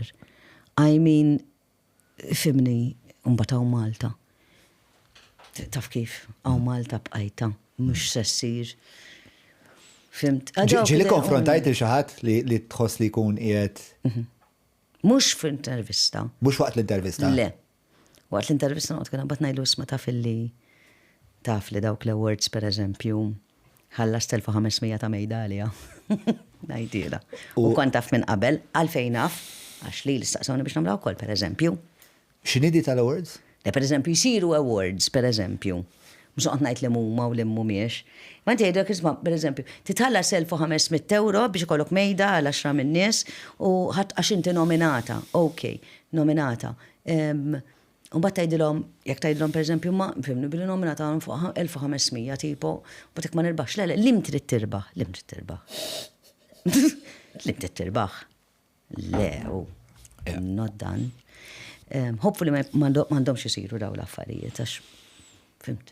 Le għadhom. Di smajta minn tnejn minn nies oħra. Nasib li għaw ximkien xaħat skopra xi business model li qed tispjega inti. Mhux Malta biss stadi, ta' Le, u eħeżat. Le, nasib li huwa business model li huwa replikat minn barra fil-verità. Ma fimni, mhux sewwa. Le, l-għan tal-award li jiddetermina minnu laqwa. Mhux f'award biss, f'kull ħaġa li tagħmel. Jekk inti xi ħadd jgħidlek, ejja ngħidu, ejja nitfaħa fuqha. Xi ħadd jgħidli isma' inti naf li tippreżenta di-show, ħanajdlek biex tippreżenta di-show imma tittamel hekk. Il-moment li jenet niprezenta di show naf li mux għazilni għax jemmen fija, għazilni għax għamilt whatever. Ma toġobnix. Ġifiri, u fl-ispettaklu hemm ħafna minn daw. Ma toġobnix il-ħagġa. Ħajna ma namilix mill-li nitla fuq palk jew qudiem kamera u naf li jedemmek għax għamil ċaħġa. Dik ma toġobnix. Issa min irid jagħmilha. Jamela, good luck to him, jekku jħossu tajjeb jew jħossu tajba, għamlu, jiena minixek, jiena nipreferi ma namilix. Jiena għamil snin nistenna biex niprezenta l-Eurovision, fis-sens, meta qatajt qalbi għadaw ma jridunix, għaluli. Ok, kien l-Eurovision li ħajbqa' msemmi fil-history, għax tittara wkoll. Jiena pożittiva ħafna. Jiena għamilt l-iktar Eurovision ħażin li qatt sar. X'ġifieri li żjed Eurovision? Mux kolla ħżiena daw. Le, mux kolla ħżiena għallik għax ngħidlek. Le, mażom. Jien għamilt Eurovision ġo studio minar nies. Dak bil-kantanti rekordjati kollha, edin isfel ġo kamera, fimt, ħadd ma mill-iskript biex jagħmlu l-make-up u xarru ħweġ kelli ħosba miena, ma kellix changing room, ġifieri fimt diżastru. X'kien wassal biex ikun hekk? Mela. ħana bda najt il-verita. Meta għallu laħ reprezenta l-Eurovision, jien kont tajt qalbi laħ reprezenta l-Eurovision, għallu li meta kelli 30 u 35 ħajdu li issa tipo, taf kif. Meta taqta qalbek il-ħagġa tiġi, apparentament, waħd pjaċir, najt il-verita. Mill-ewwel era, hello, telefonata di, hello, nixtieqek tippreżenta l-Eurovision. Oh, okay. F'dawn id-dati available? Iva, tamlu, okay, thank you very much. Kont eċitata? Labta ta' kull mawx. Tajt. Ġennintu mek, ġennintu, imma fuq telefon kont vera cool. And then it hits you, jena attiva mill-ewwel, imma jena tajba liħ. Imma jena, hekk, ximbat ħafna bl-ansjeta. U kelli dal-moment tarġa ċempillu għajdlu le. Like, ħatamel Sharon Offs minn ħajtek tistressja biex tippreżenta dal-Eurovision. Umbat għallu li jisma, għankunu fermijak, manix budget, manix ħajkun bla udjenza, sibta ħajkun naqra aħjar, imma anyway kienek. Pero... Għalfej ma kienx hemm budget? Ħanajdlek, is-CEO ta' dak iż-żmien, jiġifieri ma nistax immur kontrih. Is-CEO ta' dak iż-żmien iddeċieda li flok jagħmel il-Eurovision għal dik is-sena jinvesti fi studio biex ikun hemm l-screens, ikun hemm ċertu dwali, ikun hemm crane, il-PBS, jiġifieri l-ħsieb kien tajjeb, vera bata l-Eurovision, imma ħsieb kien tajjeb. Fimt, ġifieri mbagħad qal mis-sena di nagħmluh normali. Ġifieri ħsieb kien tajjeb, jiġifieri ma nistax ngħid vera bata ftit il-Eurovision, kien hemm meta l-festival ma sarx. Mhux ukoll. Ġifieri il-flus li s-soltu kienu ħajmorru għall Eurovision kif nafu. Investihom f'affarijiet oħra x'fiha ħażin. biex jirranġa studio, biex jagħmel il-crane, biex jagħmel l-screens. Biex jagħmel upgrade tal-istazzjon. In ġenerali, mhux upgrade tal-Eurovision? Le. Naħseb li għadija tajba. Għamel reallocation tal-budget? Naħseb li għadija tajba, to be honest, ġifieri għamilna l-aħjar li stajna. U niftakar da għdem kelli dil-ħolma li jena ngħid let the show begin! Let the show! Jiskom għandkom 2000 ruħ qudiemkom. Let the show begin! U nisma' hekk kara. Bnid, mank baqaj ċab aħar kien. Waħda, irrealizzat ma ċabru niżal ideħ. Tista' timmaġina l-feeling. Imma xorta grata ħafna għas-CEO ta' dak iż-żmien illi jemmen fija. Għax-xorta jemmen fija, xorta kien hemm persuna ħafna qablu m'hemmux fija. Dan hemmen fija. So jiena vera grata. Issa bitejpu l-ħażin naħseb li dan huwa Eurovision li ħajibqa' fl-istorja, issa probabbli bħala l Eurovision u jien ippreżentajtu. Mhux xorta tajjeb. Aħjar milli kien Eurovision kwalunkwex. U nersew in-nies? Mhux Memorabbli. Memorabbli. L-istorja ta' Malta, tal-Eurovision. Mhux tittieħu l-affarijiet hekk. Kwerx tagħmel. Mill-intervisti kollha li għamilt, inti intervistajt il-Bocelli u xejk. Bocelli intervistajtu, eħe. Ma fuq l-M4P u xi MP4 taf li dik is-sajt hemm biografija tiegħek. Dik is-sajt ta' Tony Sant. Tony Sant għandu da direttorju ta' nies li għandhom xaqsmu mużika u sfin. Tony Sant, MP4, M4P. Mużika mod ieħor kien il-podcast ta' Binat ma' dan is-sajt. Għara, jekk tikteb Angelos biografija di ħajetlalek. Insomma, ija, fuq dik il-paġna hemm miktub. Asna, fara. Li intervistajt il-Bocelli, il-Fix tal-Marillion, korret, il-Amadeo Minghi, korret? Vera? Vera. Ġimalta, tal-wir. Bocelli għamiltu l-Italja. Rod Stewart? Mela, Rod Stewart daqxej, mux jien intervistajtu. Kont ħanitla l-intervistaħ l-Ingilterra, kelli kollox lest, il-ġurnata qabel ma tlajt, għalunna l-mama ta' Dwayne kella marda li kienet se tmut u ħassejt li hemmhekk fejn għandi nitfa' il-familja l-ewwel u nibqa' ma' Dwayne. U marret mendi ta' Peppi. U għamlet l-intervista u tajt kemm flertja magħha biex tkun taf. Għax rajta l-intervista kollha ankat u qed ngħidlek vera flertja magħha. Ġifieri naħseb vera rieda lil mendi ta' Peppi. Imma mbagħad he was nice enough għax x'indaħlet staqsa għalija x'ismi kellu. U għallu l-ġara u għallom nixtieq nintaqa' magħha Malta. U meta ġi Malta, mort nintaqa' miegħu qabel il-kunċert u biex nifuq xuftejja biex tkun taf. Ma saqsejġin. Bis-serjetà mort inbusu għaw u dawar li wiċċu. Kif ħatta? Tajjeb. Rich night il-Dwayne, għatlu dak biex nifuq xuftejja. U le, ma, it was very nice of him li jgħidilhom speċi nixtieq nintaqa' magħha, naħseb. U kienem Liza Manelli u kolli. Liza Manelli ma intervistajtiex, kiku sew. Dek ma tafx kem toġobni Liza Manelli. Mela, Tony Sant. Tony Sant ma intervistajtiex. L-ewel net Tony Sant. Le, ma intervistajtiex. L-spelling fadallu x-xol. Fadallu x-xol u issa fid-dinja ta' ChatGPT.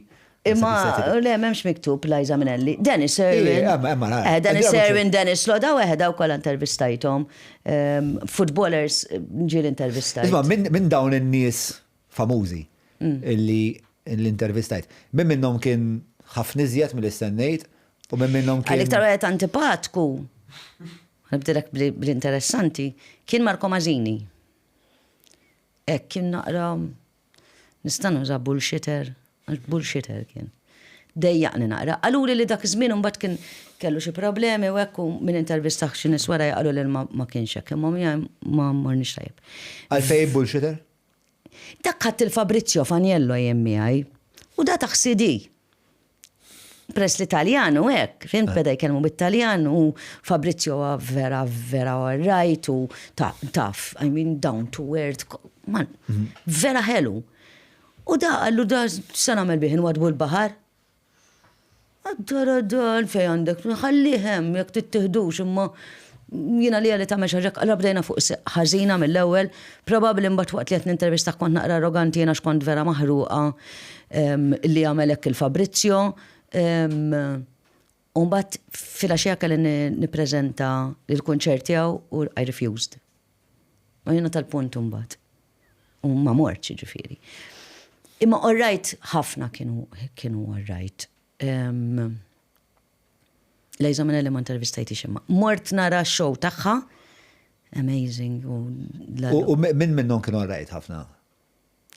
Fish bħal-bliħ orrajt. Hilarious. Ġifiri tistaqsiħ li trid, no limit. U mill-ewwel ġifiri u daġi mill-airport għall-studio. U spiċċa meta ġimalta bat li għan intaqa u għek vera xelu tal-ġen. Bħamna konċert miegħu u Marjom u qabes għarras u faqaw u kena ġibu insomma. Miġnun, imma vera xelu. Bocelli klassiku. Bocelli konna tlajna l-Italja u kienem Rai, Kanale 5, Italja 1, Rete 4, kull stazzjon. Tibda tħossok daqs naqra ħna b'kamera daqsek laqqas baġit biex neħdu bezzun bil-butir bis ma kena u daw ta' finti. U kif għalunna, mela, għalunna għavet għandkom 5 minuti kull wieħed minnu jena till-lumen, il-battikata kollha l-5 minuti qatt nitlaw. Fimt, u bdejt nħallil il-kulħadd l-esti għat tissejju ħadd iġini tajba. Jew għal ħajkun għajjien u ħajtini 2 minuti flok 5, imma ħaniprova. U ħallejt il-kulħadd u mort fl-aħħar għat tisma' jiena ġejt minn Malta. Għatlu għal jista' jkun tista' tini ftit iktar għal inti 10 minutes u speċjal minna xi nofsija. U vera kienet intervista hekk minn dawk li għalaqqas għandi din l-intervista by the way. Imma vera kienet sabiħa l-intervista, ek għalli kollox u ek. Waħda mill-affarijiet ħelwin, xin kontat n-intervistaħ, wara kienem ħġiġa konna f'hotel Tormina, u kienem ħġiġa, u nara dil-mara ftit anzjana tibki, għaxa tara l-Bocelli. Mux sanajt minni imma, u jimdejt najt il-lallu. F'qalbi waqt li għet n-intervistaħet najt, il-lallu kiku xaħtet jintervista lil Michael Jackson u jiena flok dik il-mara. Ma nkunx nishtiq li minnet jintervistaħ jgħidu għali jista' jkun tit. U xin spiċajt l-intervista, għatlu isma, għatlu emmara, għatlu anzjana, għatlu di għattibki, għatlu għattibki bil-ferħ li għattarak, għatlu jiena mux san indaħallek, għatlu ma jekk inti t-permettili indaħħal hawnhekk kemm toħdela bidea. U da għalliva l-ewwel. Għalli ġiba. U noħroġ u najd, u jena tila ċaw sinjora. U għalli, hello, NG. Hello, NG. Kienet Maltija. Għattila, inti għed tibki għal-Bocelli. Sa di kienet mara li edha daħla fil-hotels Malta, ma konċ nafa. Għalli, jena għalli fissata f'Bocelli, insomma, għalli. Għattila jħan laqak miegħu u bdiet tibki. U la, imma kella tinserta Maltija u daw spiċċaw mbagħad milli nista' nifhem għamlu ħbieb u baqgħu jibgħatu l-xulxin u ġili l-hotels tagħha hekk. Imma il-fatt li kella tkun Maltija hekk vera, allura dik iktar għamlitni ferħana, mhux għax kent Maltija, ma li din fan taf kif daħlet kelmu u kien nice enough li jintaqa' magħha. Għalfejn taħseb tak nofsija eventwalment? Naħseb il-fat li konna minn Malta apprezza ħafna, u kien għadu qatt ma ġie Malta. Apprezza ħafna li aħna tlajn hemmhekk. Imma naħseb ukoll aħna morna b'mistoqsijiet totalment differenti minn kull ġurnalist ieħor. Jiġifieri jekk daw seħ fuq il-kunċert, jien ma għamiltux mistoqsija fuq il-kunċert. Fimt konna minna riċerka tajba fuq u fuq xi ħobx ma jħobx. Għamilt żball f'mistoqsija waħda għax Bocelli ma kienx ma twilitx ma jarax. Bocelli kellu xi 8 snin meta ħada ta' ballun minn l-nista' nifhem u għamietu. U jien staqsejtu fuqha, staqsejtu like il-fatt li inti ma twilitx u dik qalli din ma nixtieqx nirrispondiha. U dak il-ħin żball. Imma mbagħad kompla mi jgħisu xejn mhu xejn. Ġifieri, it was very, very nice. U baċċaba footballers u tal-United u hekk. Għax inti fan u tal-futbol? Nħobb il-United, supporter.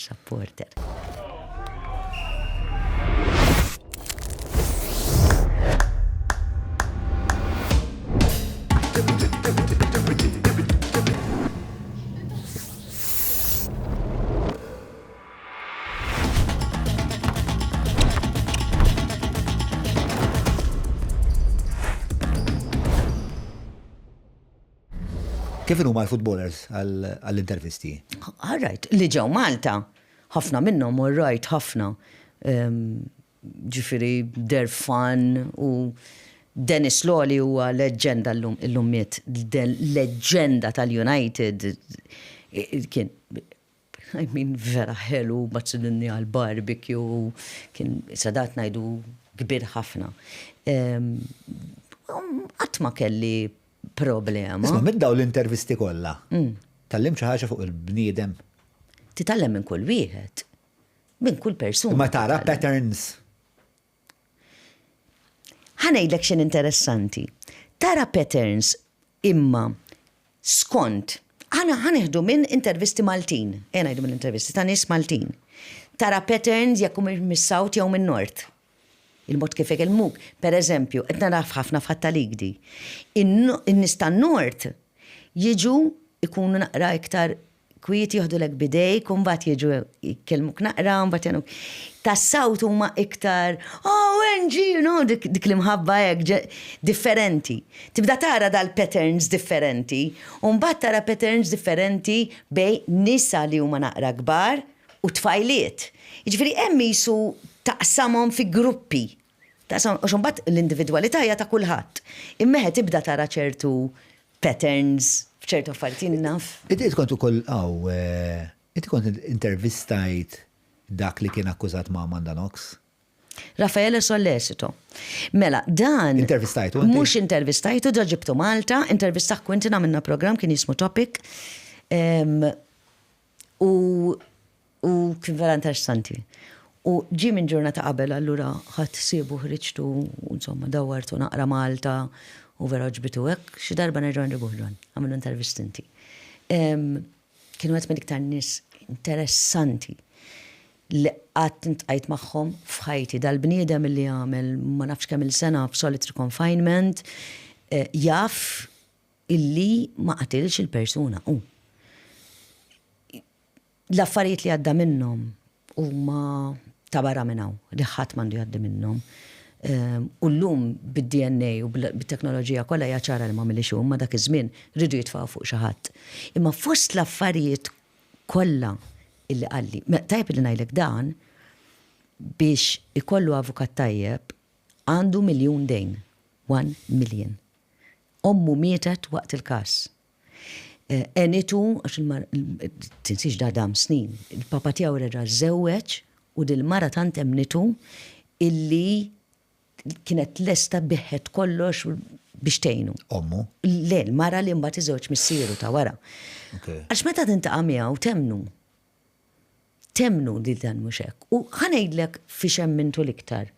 Għaliex qalli xi ħaġa impressjonanti ħafna. Illi rid ikollok gazz kbira li inti u tkun tant ta' valuri tajbin biex tagħmilha din. Mela dan wara sentej waħdu jara biss li l-missieru jew lill-ommu darba fix-xahar għal 15 minutes il-bqija inti waħdek waqt li d-dinja kollha tajt li inti qtilt id-dilmara b'dal mod brutali. Da għalulu għajt li għamlet Amanda Knox u inti millum toħroġ liberat. Issa da wara xi sentej f'dik is-sitwazzjoni. Ġifri mental breakdown, kollox kellu. U jingħatlu inti xatt. Li qatt ma kont se ngħid li għamlet għax Amanda kienet miegħi. Jien naf li m'għamlet xi. U baqa xi 6 snin oħra il-ħabs sakemm però kien ħalajf, ġifieri issa ta' baqa' ħajtu. Imma ma kienx se jitfal il-ħadd ieħor. Hemm meta hu jaf li m'għamletx dil-mara. Għalfejn waħlu fih? Waħlu fih għaliex dik kienet daw kienu għadhom studenti. Kienet Amerikana, kienet toqgħod ma' din Ingliża Meredith Kirchim u kien Taljan. Dan Raffaele ta' Amanda, they had this relation for a few days. It was hot, it was taf kif għadhom żgħar, eċitanti, whatever. In the meantime, di Amanda mill nista' nifhem raqdet għand Raffaele u sabu lil din li kienet il-flatmate tagħha maqtula b'mod violenti ħafna. Huma kienu fl-istess appartament. Ma kienux għax kienet li Amanda Knox u din mietet Meredith Kirchim kienu joqogħdu flimkien. Imma Amanda Knox kienet raqdet dakinhar għand Raffaele Sollecito. Meta ħadu DNA tal-affarijiet mill-flet ta' fej kien hemm din li mietet. Sabu ħafna DNA tagħhom. Mhux avvi waħda kienet toqgħod hemm u l-oħra kien ikun hemm. U fil-ħassib id-DNA. Illum hemm ħafna li jgħidu li jafu minnu, hemm każijiet. Da ovvjament kienet storja kbira x'inti daħħalt Amerikana u fl-istorja li mietet Ingliża, għandek Italjani li rridu bil-fors, rridu xi ħadd Taljani li waħlu fih biex. Eventualment ġi tara l-filmati. Xaħat wara. Minna li ġi mressaq xaħat wara, ma nafx kif baqgħu. U sebna kienu sabu jekk kien xħati jew le? Ma tafx. Ma nafx. Fidejk? Jidir li ma kienx weħel li ħati, imma kien hemm ħafna provi. Għax anke l-filmati, u niftakarha din l-istorja, niftakarni nara fuq it-television, niftakarni nsegwija. Allura li kienet eċtanti ħafna. U mbagħad niftakar kontra dokumentari fuq Netflix u you know what? Għax ma nipprovax nġib il-Amanda Knox jew ir-Raffaele Solleseto. U Raffaele kien iktar viċin għax kienet joqgħod l-Italja dak iż-żmien u rispondini mill-ewwel u tkellimna. Intu ġobni jekk ġili nara xi ħaġa u ngħid ħa nipprova nġibu lil dak. Mhux dejjem irnexxielek, ma tipprova. Tipprova. U kienet vera interessanti u naħseb illi għandna nerġgħu ngħidu għadi l-istorja għax l-istorja tiegħu hija unika ħafna. Ma impressjonanti l-ħaġa. Sibt jekk kien stressaq xi ħadd? Ger. Ma nasibx li kien weħelu. Ma x'inha l-istorja ma. Rudy Guede, convicted. Guede, an Ivorian man living in Perugia, was arrested after his bloody fingerprints and DNA were found at the crime scene. In October 2008, he chose a fast-track trial and was found guilty of the sexual assault and murder of Kircher. He was originally sentenced to 30 years in prison, which was reduced to 16 years on appeal. Guede was released from prison in November 2021 after serving 13 years, having been granted early release for good behavior. U ma nafx kemm għamlu Amanda Knox u Raffaele, ġifieri jagħmlu żmien ukoll. Batew ħafna. They spent nearly 4 years in Italian prison. Xi sentej minnhom f'solitary, ma maġinanti. Inti ħadd life, ġifieri. U ma milċej. U sentej solitary ta'. U tibqa' meta bdejt inkellmu, tibqa' impressjonat illi kemm taffettwak wara. Dan l-lum huwa inġinier bravissimu, bravu, vera intelligenti. U madu xiexx l-Italja għaliex għannu ovvjament umbra ħafna l-Italja, ma teħxtort. Jiex il-Portugal. Kien jiex f'kamra iżar minn hawn. Id-dar tiegħu kienet iżar minn din il-biċċa ġifieri, mhux din il-kamra, di kamra kbira. Għax u tinsiex illi mhux biss hekk għamel kemm għadna l-ħabs 4 snin, imma inti dit titqis li minn qabel ma bdiet kienu għamdew xi sentej biex jagħmlu rati u hekk. Mela dan tilef kollox ħadd ma rid iħadmu, tilef letteralment dak is-snin minn ħajtu. U mbagħad sakemm reġa' ħareġ, mela da tilef il-flus, tilef li gradwa. Dak kien għadu student, tilef l-isbaħ żmien ta' ħajtu. Imma mbagħad ħaġa l-impressjonatni wkoll kienet wara. Għax dan huwa ġuvni kwiet, anke l-mod kif jitkellem. Vera kwiet. U ovvjament anka esperjenzi ma' nisa, kien għadu żgħir, ma kellu xi. U dejjem xaqli kollu familja, jkollu l-girlfriend. U beda jgħidli li beda pereżempju joħroġ ma' mara u tistenna minnu li hu jkun naqra wild għax kien il-ħabs, għax kważi riduh qattil. U da mhux hekk. Allura jitilquh. Inti m'intix dak li ħsibt li int. Ġifieri tibqa' taffettwak il-ħaġa għal dejjem naħseb. Rajt evidenza ta' trauma fih? Iva. Kif kienet tippreżenta ruha? Kien hemm ċertu affarijiet illi għadda minnhom il-ħabs mhux se noqgħod ngħidhom għax taf kif mhux sewwa, illi naħseb impossibbli ma jkollokx trauma bihom, impossibbli. Ara li tkun f'solitary confinement għal żmien ejja ngħidu għal xahar u kolli ġennek. Ġifieri inti tara l-familja tiegħek darba fi xahar l-kwarta u ma tara l-ħadd iktar u taf l-Italja kollha u qed tgħidlek li int qattil u m'intix. Ngħidu kifini, mhux ovvja li ħajkollok problemi u. Stress kbir, biża. Bil-fors. Isma', inti tmur il-missjoni. Ma konx nafa di fuqek. Vera? Le, ma kellix idea. Sirt nafa, insomma, l-lum sirt nafa dwarek. Meta bdejt mur? Bdejt imur xi 3 snin qabel COVID, darba li mort. Dakka kienu mal-missjon murina. Dakka Danielu Sander u Robert tal-missjon kienu jagħmlu programm ismu l-proġett u kienu jieħdu grupp ta' 6-7 min nies ġol missjoni jagħmlu proġett. U l-ewwel darba li jagħmluh kienu ħajmorru l-Etjopja u ċempluli biex inkun parti minna u ma stajtx fi żmien li huma kellhom iż-żmien li ħajmor l-Etjopja jiena kelli il-filming li ma stajtx nibdel u għatlam verx nagħmilha imma vera ma nistax. Li għamlu bat xin niżlu ftit xhur wara, qalu li aħna nixtiequk titla' is-sena d-dieħla. Nistgħu niftehmu żmien u ngħidu isma' dak iż-żmien nġi mhux se jkollha filming u ftemna fuq perjodu ta' żmien u tlajt iż-Zambja l-ewwel darba. U daqshekk l-isbaħ ħaġa li tista' tagħmel u wisq. Jiġifieri jien tlajt bil-ħsieb ta' għal darba ngħin il-ħaddieħor. Selfish ħanajda, imma daw għenu lili. Jien meta tlajt hemm huma għenuni, fis-sens jien għamilt il-ftit tiegħi, imma huma l-imħabba. Il-mod li kif dawruni nħares lej il-ħajja b'mod differenti, il-mod ta' kif napprezza. L-ewwel ħaġa li laqtetek, once wasalt iż-Zambja għatli? Ara,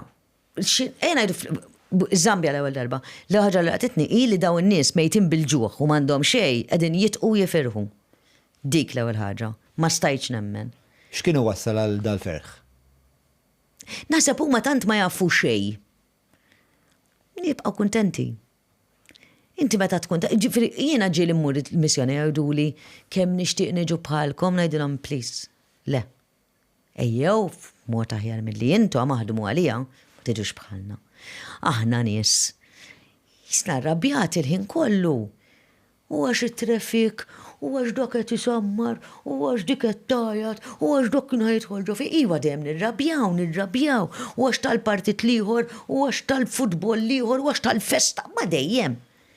Imma ma nistgħux nitqu naqra. Fimt, għax għarrajt tkun marit nifhimha, imma għandek is-saħħa, għandek fejn torqod, għandek x'tiekol, imma l-fejn tkun dejjem bidwejjaq.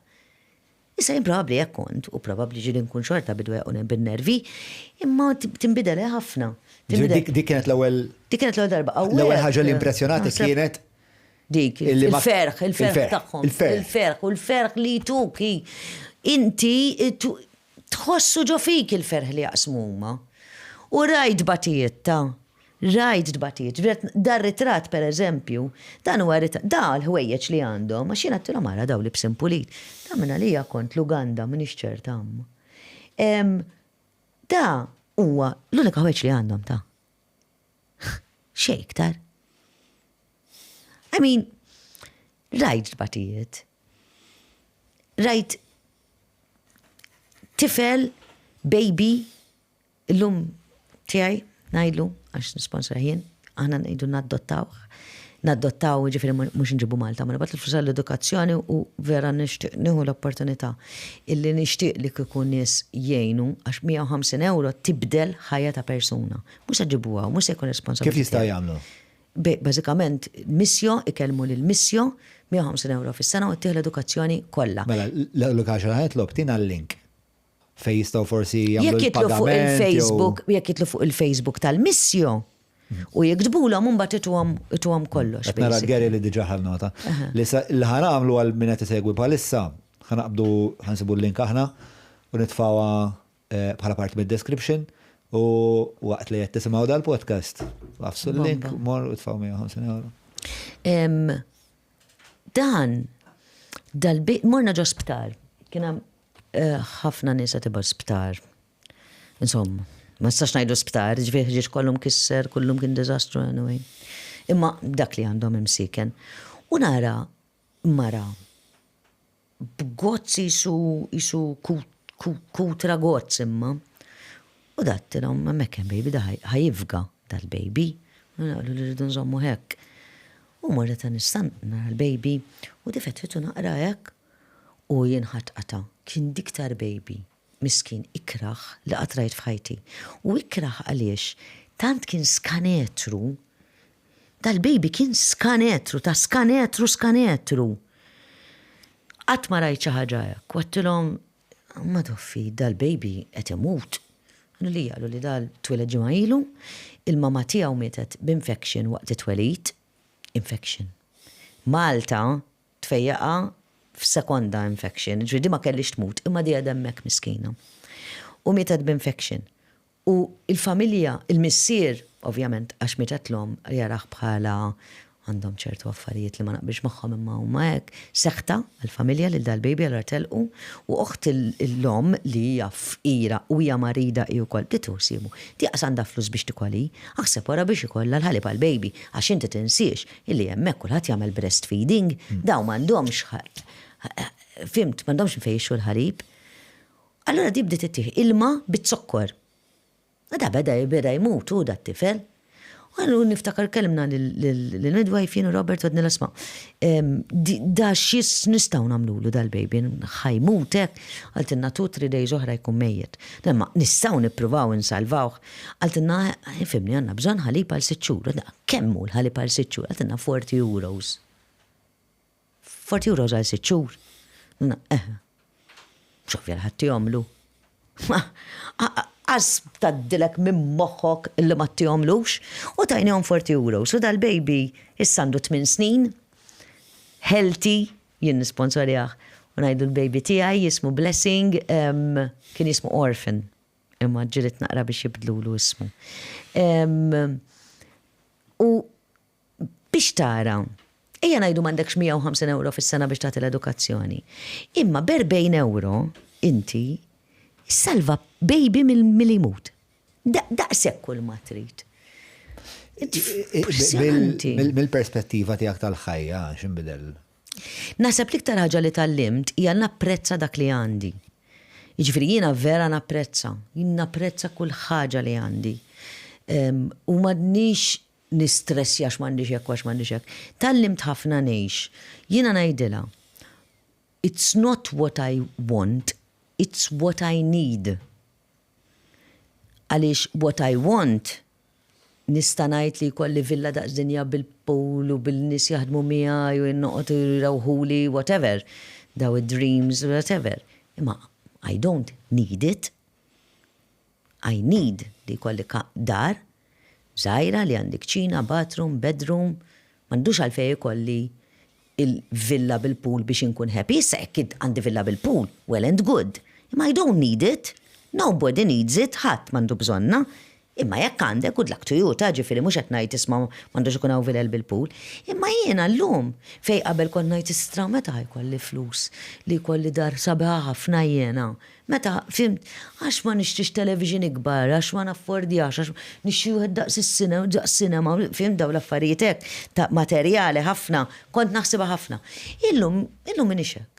Illum ngħidilha kemm jiena laki għandi dar, m'għandix xi dar kbira, di flet żgħir taf kif. Ma għandi fejn noqgħod. Jien kull faġen nidħol fis-sodda, għandi l-kutra, kull filgħodu niftaħ il-vit hemm l-ilma, mhux hekk għandi l-magna tal-ilma wkoll terġa' u tajt, għandi biex ninħasel, għandi biex niekol, dejjem niftaħ il-friġġ insib l-affarijiet. Mhux laki jien. Aħna ma nirrealizzawx kemm aħna laki. U l-unika differenza bejni u bej Blessing li hija ġo Zambja hija li Blessing u l-familja tiegħu twildu Zambja. U jintu littaw.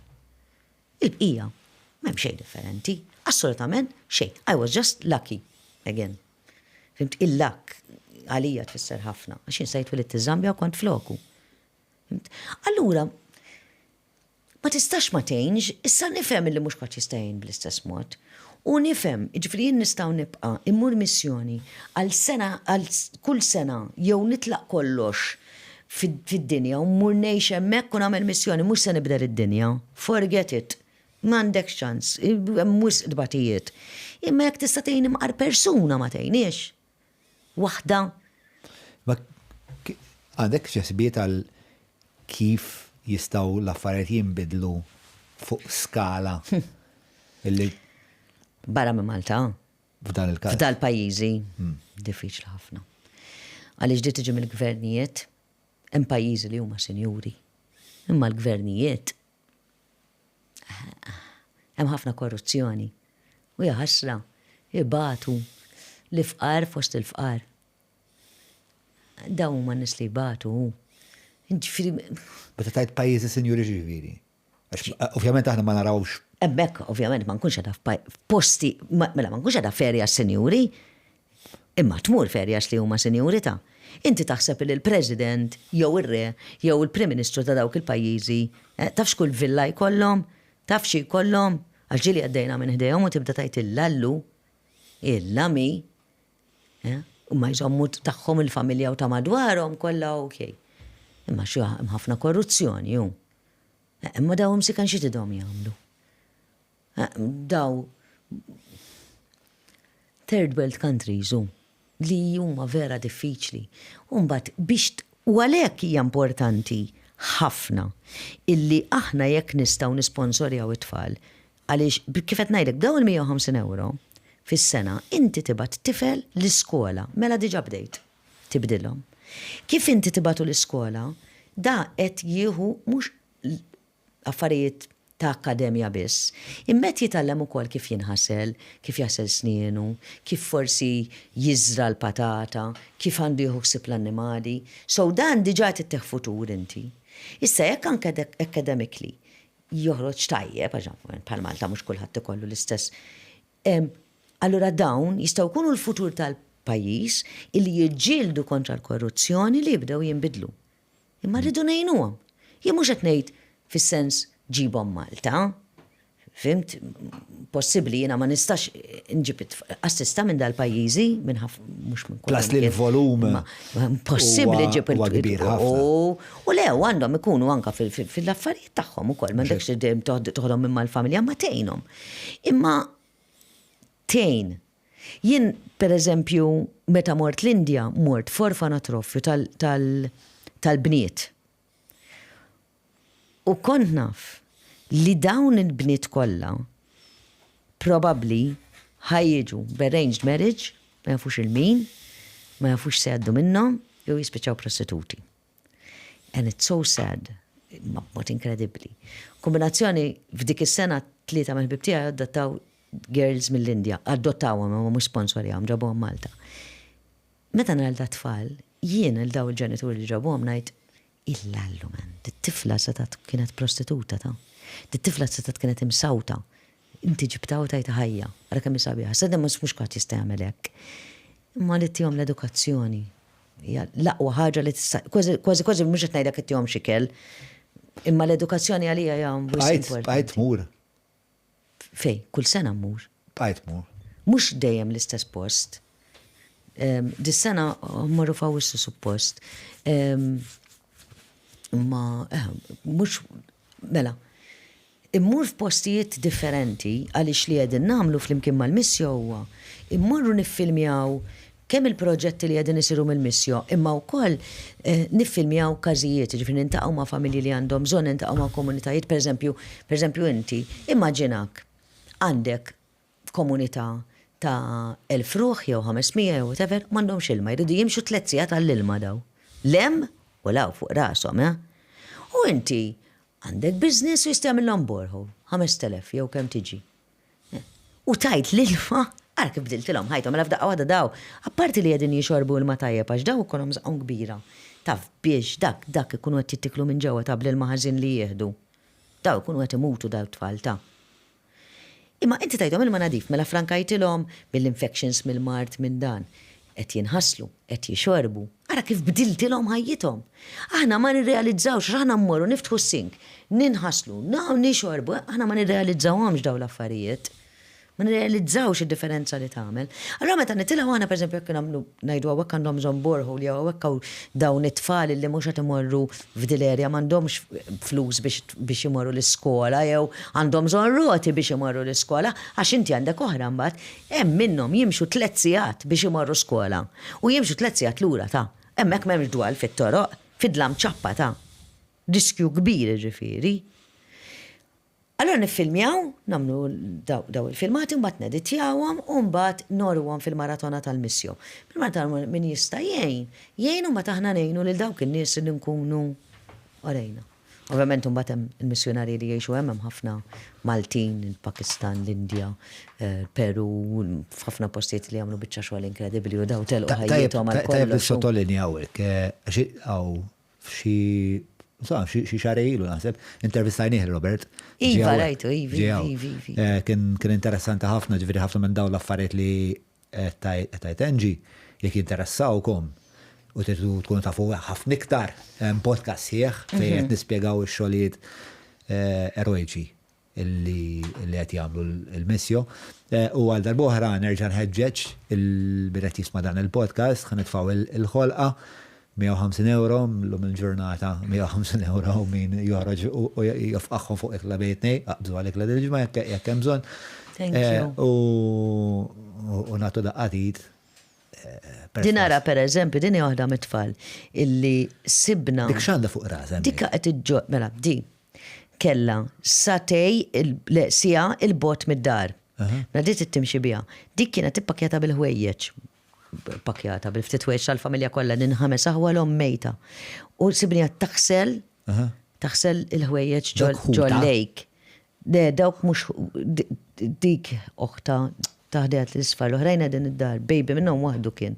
Għax il-missier, mejta u l-missier mar jaħdem miskin, jiprofa jġib lira, għas-sittijom tuħed. U di tuħsib il-familja. Nela di marra tuħsibha taħsel il-ħwejjeġ.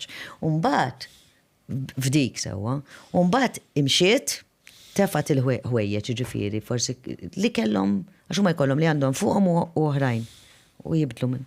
Umbat bl-istess waħda marret fl-istess lejkum li ta' biex jixorbu. U f'dik il-lej kien hemm nisa jaħsu l-ħwejjeġ, nisa jinħaslu, l-annimali qed jixorbu minn ġo fiha. X'm'għandhomx borħolu. I mean, kif tista' tara da realtà, tara d-realtà u ma tagħmel xejn ma tistax. U mbagħad jien ħangerger. Taf kif, għandi għalfejn gerger jien. Ma tantx gerger inti. U le ġieli gerger ukoll u nafu. Bibtijaj il-pata krips metodu artiġjanali u mal-krips favoriti tijaj minn misdu l-borza anke ċieħ ta' rosemary jifqaw għandhom il-Hyoelic sunflower oil li għamluhom ħafna aħjar għas-saħħa. Tabjera, m'għandekx idea u mhux se jkollok għax ħanispiċċa. Pata, Italian quality, guaranteed. Isma', nixek hekk nagħlqu dal-podcast, forsi b'naqra riflessjoni żgħira. Biex tkellimna fuq il-perkors ta' ħajtek. Kellek ħajja li kellek ħafna avvenimenti f'ħajtek, għamilt ħafna affarijiet, iltqajt ma' ħafna nies. Meta tirrefletti fuq dan it-traġitt li għamilt, għal xiex u għal min inti l-iktar grata?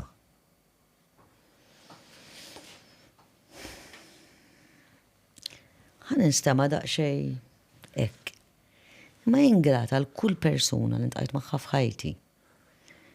Anka, jew forsi xi kultant naqra iktar għan-nies li tawni bil-ħarta. Għan-nies li m'hemmnux fija. Għax dawk tawni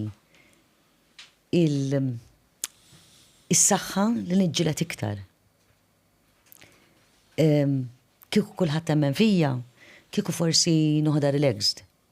Imma mhux ma kienitx hekk ħajti, kien hemm min prova jagħmel libsatem fir-roti. Mux għarta grata għalihom. Għax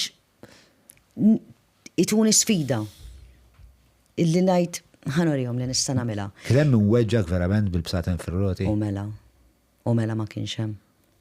Kien hemm hu. Ma importax. Kif weġġak? Per eżempju darba kien hemm xi ħadd illi fil-pik tiegħi ta' ħattalik ġiedu jwaqfuni mill-li nippreżenta ħattalik. Sirtna f'ħafna snin wara illi Peppi u Lu li nkun ħadem magħhom għalulu jekk twaqqaf jien ma kontx nafa di, sirtna f'ħafna snin wara. Jekk twaqqaf il-Lenġi aħna neqfu mill-programmi tagħna. U bekk ma waqafniex jiġifieri. Dik weġġatni ħafna meta sirt nafa x'ina taf kif tkun fil-pik tal-karriera tiegħek, tkun qed vera taħdem and for no reason għalfej għax għandi għajnejja l-barra għalfej. Fimt? Jkun hemm min iweġġak. Għalfej li għafu. Ma nafx. ma konċ eżatti the good looking person illi forsi xtaquma, jew ma konċ eżatti il-persuna li nobdi kull ħaġa kita kif niprezenta, I had my own style, għax riduni nibqa niproduċi, ġas ma ridunix nider. Fimt?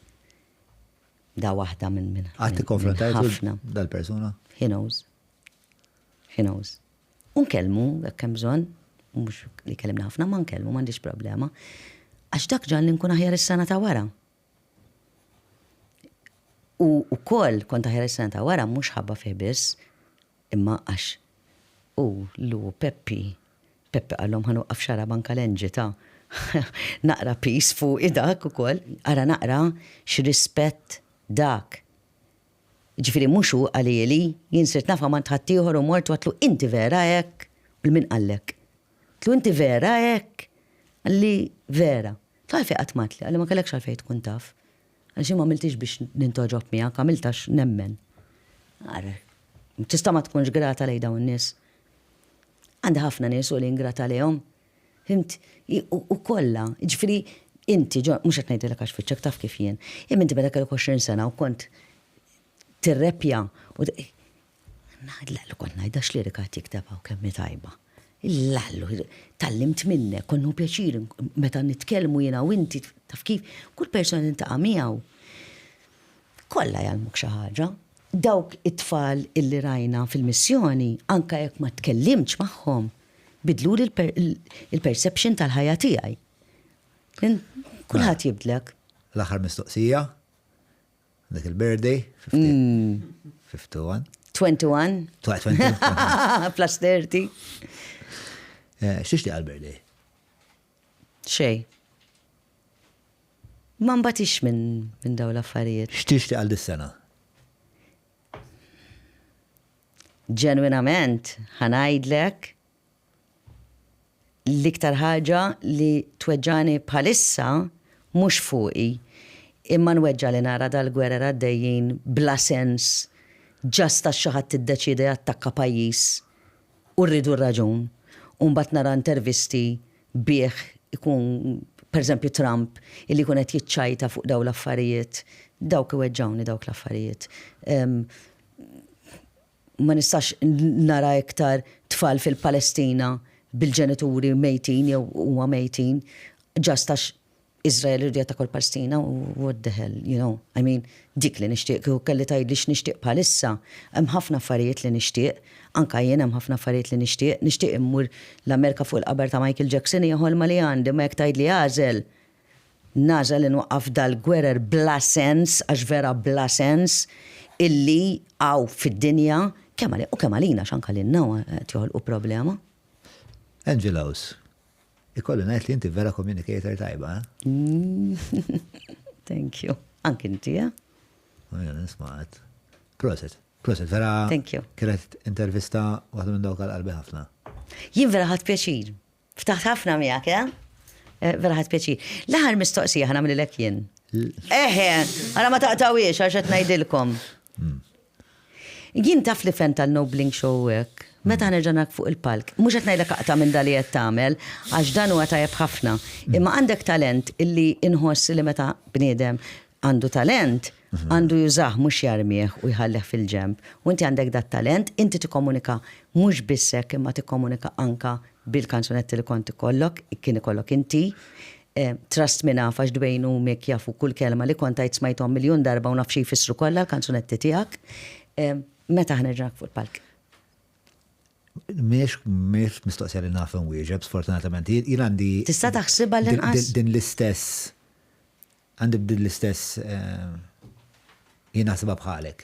Ġifieri jekk ħa nagħmel xi ħaġa, nagħmilha l-massimu tagħha li nista' jien nagħmilha fil-kapaċità tiegħi. Sewa. U bħalissa għandi prioritajiet oħrajn. U għal-daqset ma nafx meta, għal-kemm. Imma mhux le. Ix-xew hemmhekk qiegħda. Tajjeb. Dejjem nibda nimmaġina ngħid imma issa għax issa raġel ta' 42. Allura. Biex tifel. Isu Eminem taf kemm għandu żmien. Bla dubju huwa ġenju u isu. Mhux qed ngħidlek mur isfen il-bale. Qatt ma għata. Mekka dak il-bonna tal-kantoniera. U l-lapes. Memorji zbiħ. Taf kif intqajt ma l-lapes. Għax kellu diska. U f'waħda minn tal-bidu tiegħu. Daf li semmi, kien se. U fija jgħid. Għal. Nati daqqa ta' ħarta l-Angelaus. Għalfej. U jiena daqqas biss ma nafu men. U batlu l-ura tlu meta titnintaqgħu. Għal-ġlied. Le, ma tlux hekk, ma kontenti jielu. Le. U da għalli sorry, ġosta xqablet, għatlallik mill sorry xqablet, int għandek responsabilta? Għatlu, għandek dritt li jiena ma nkunx noġbok, għalli le, għalli bil-kontra, għalli naħseb li inti orrajt ħafna pala persuna, unt għajna. U speċajna vera ħbib, vera.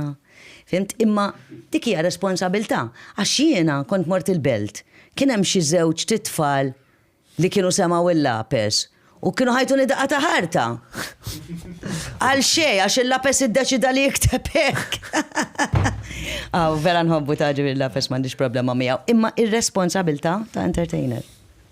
Mela, dak kapitlu ieħor li mhux ħaniftu ħallum. Angelaus, nirringrazzjak. Thank you, John. Thank you. U thank you l-team sabiħ tiegħek. Vera tal-ġen. Il-Geri wkoll. All right.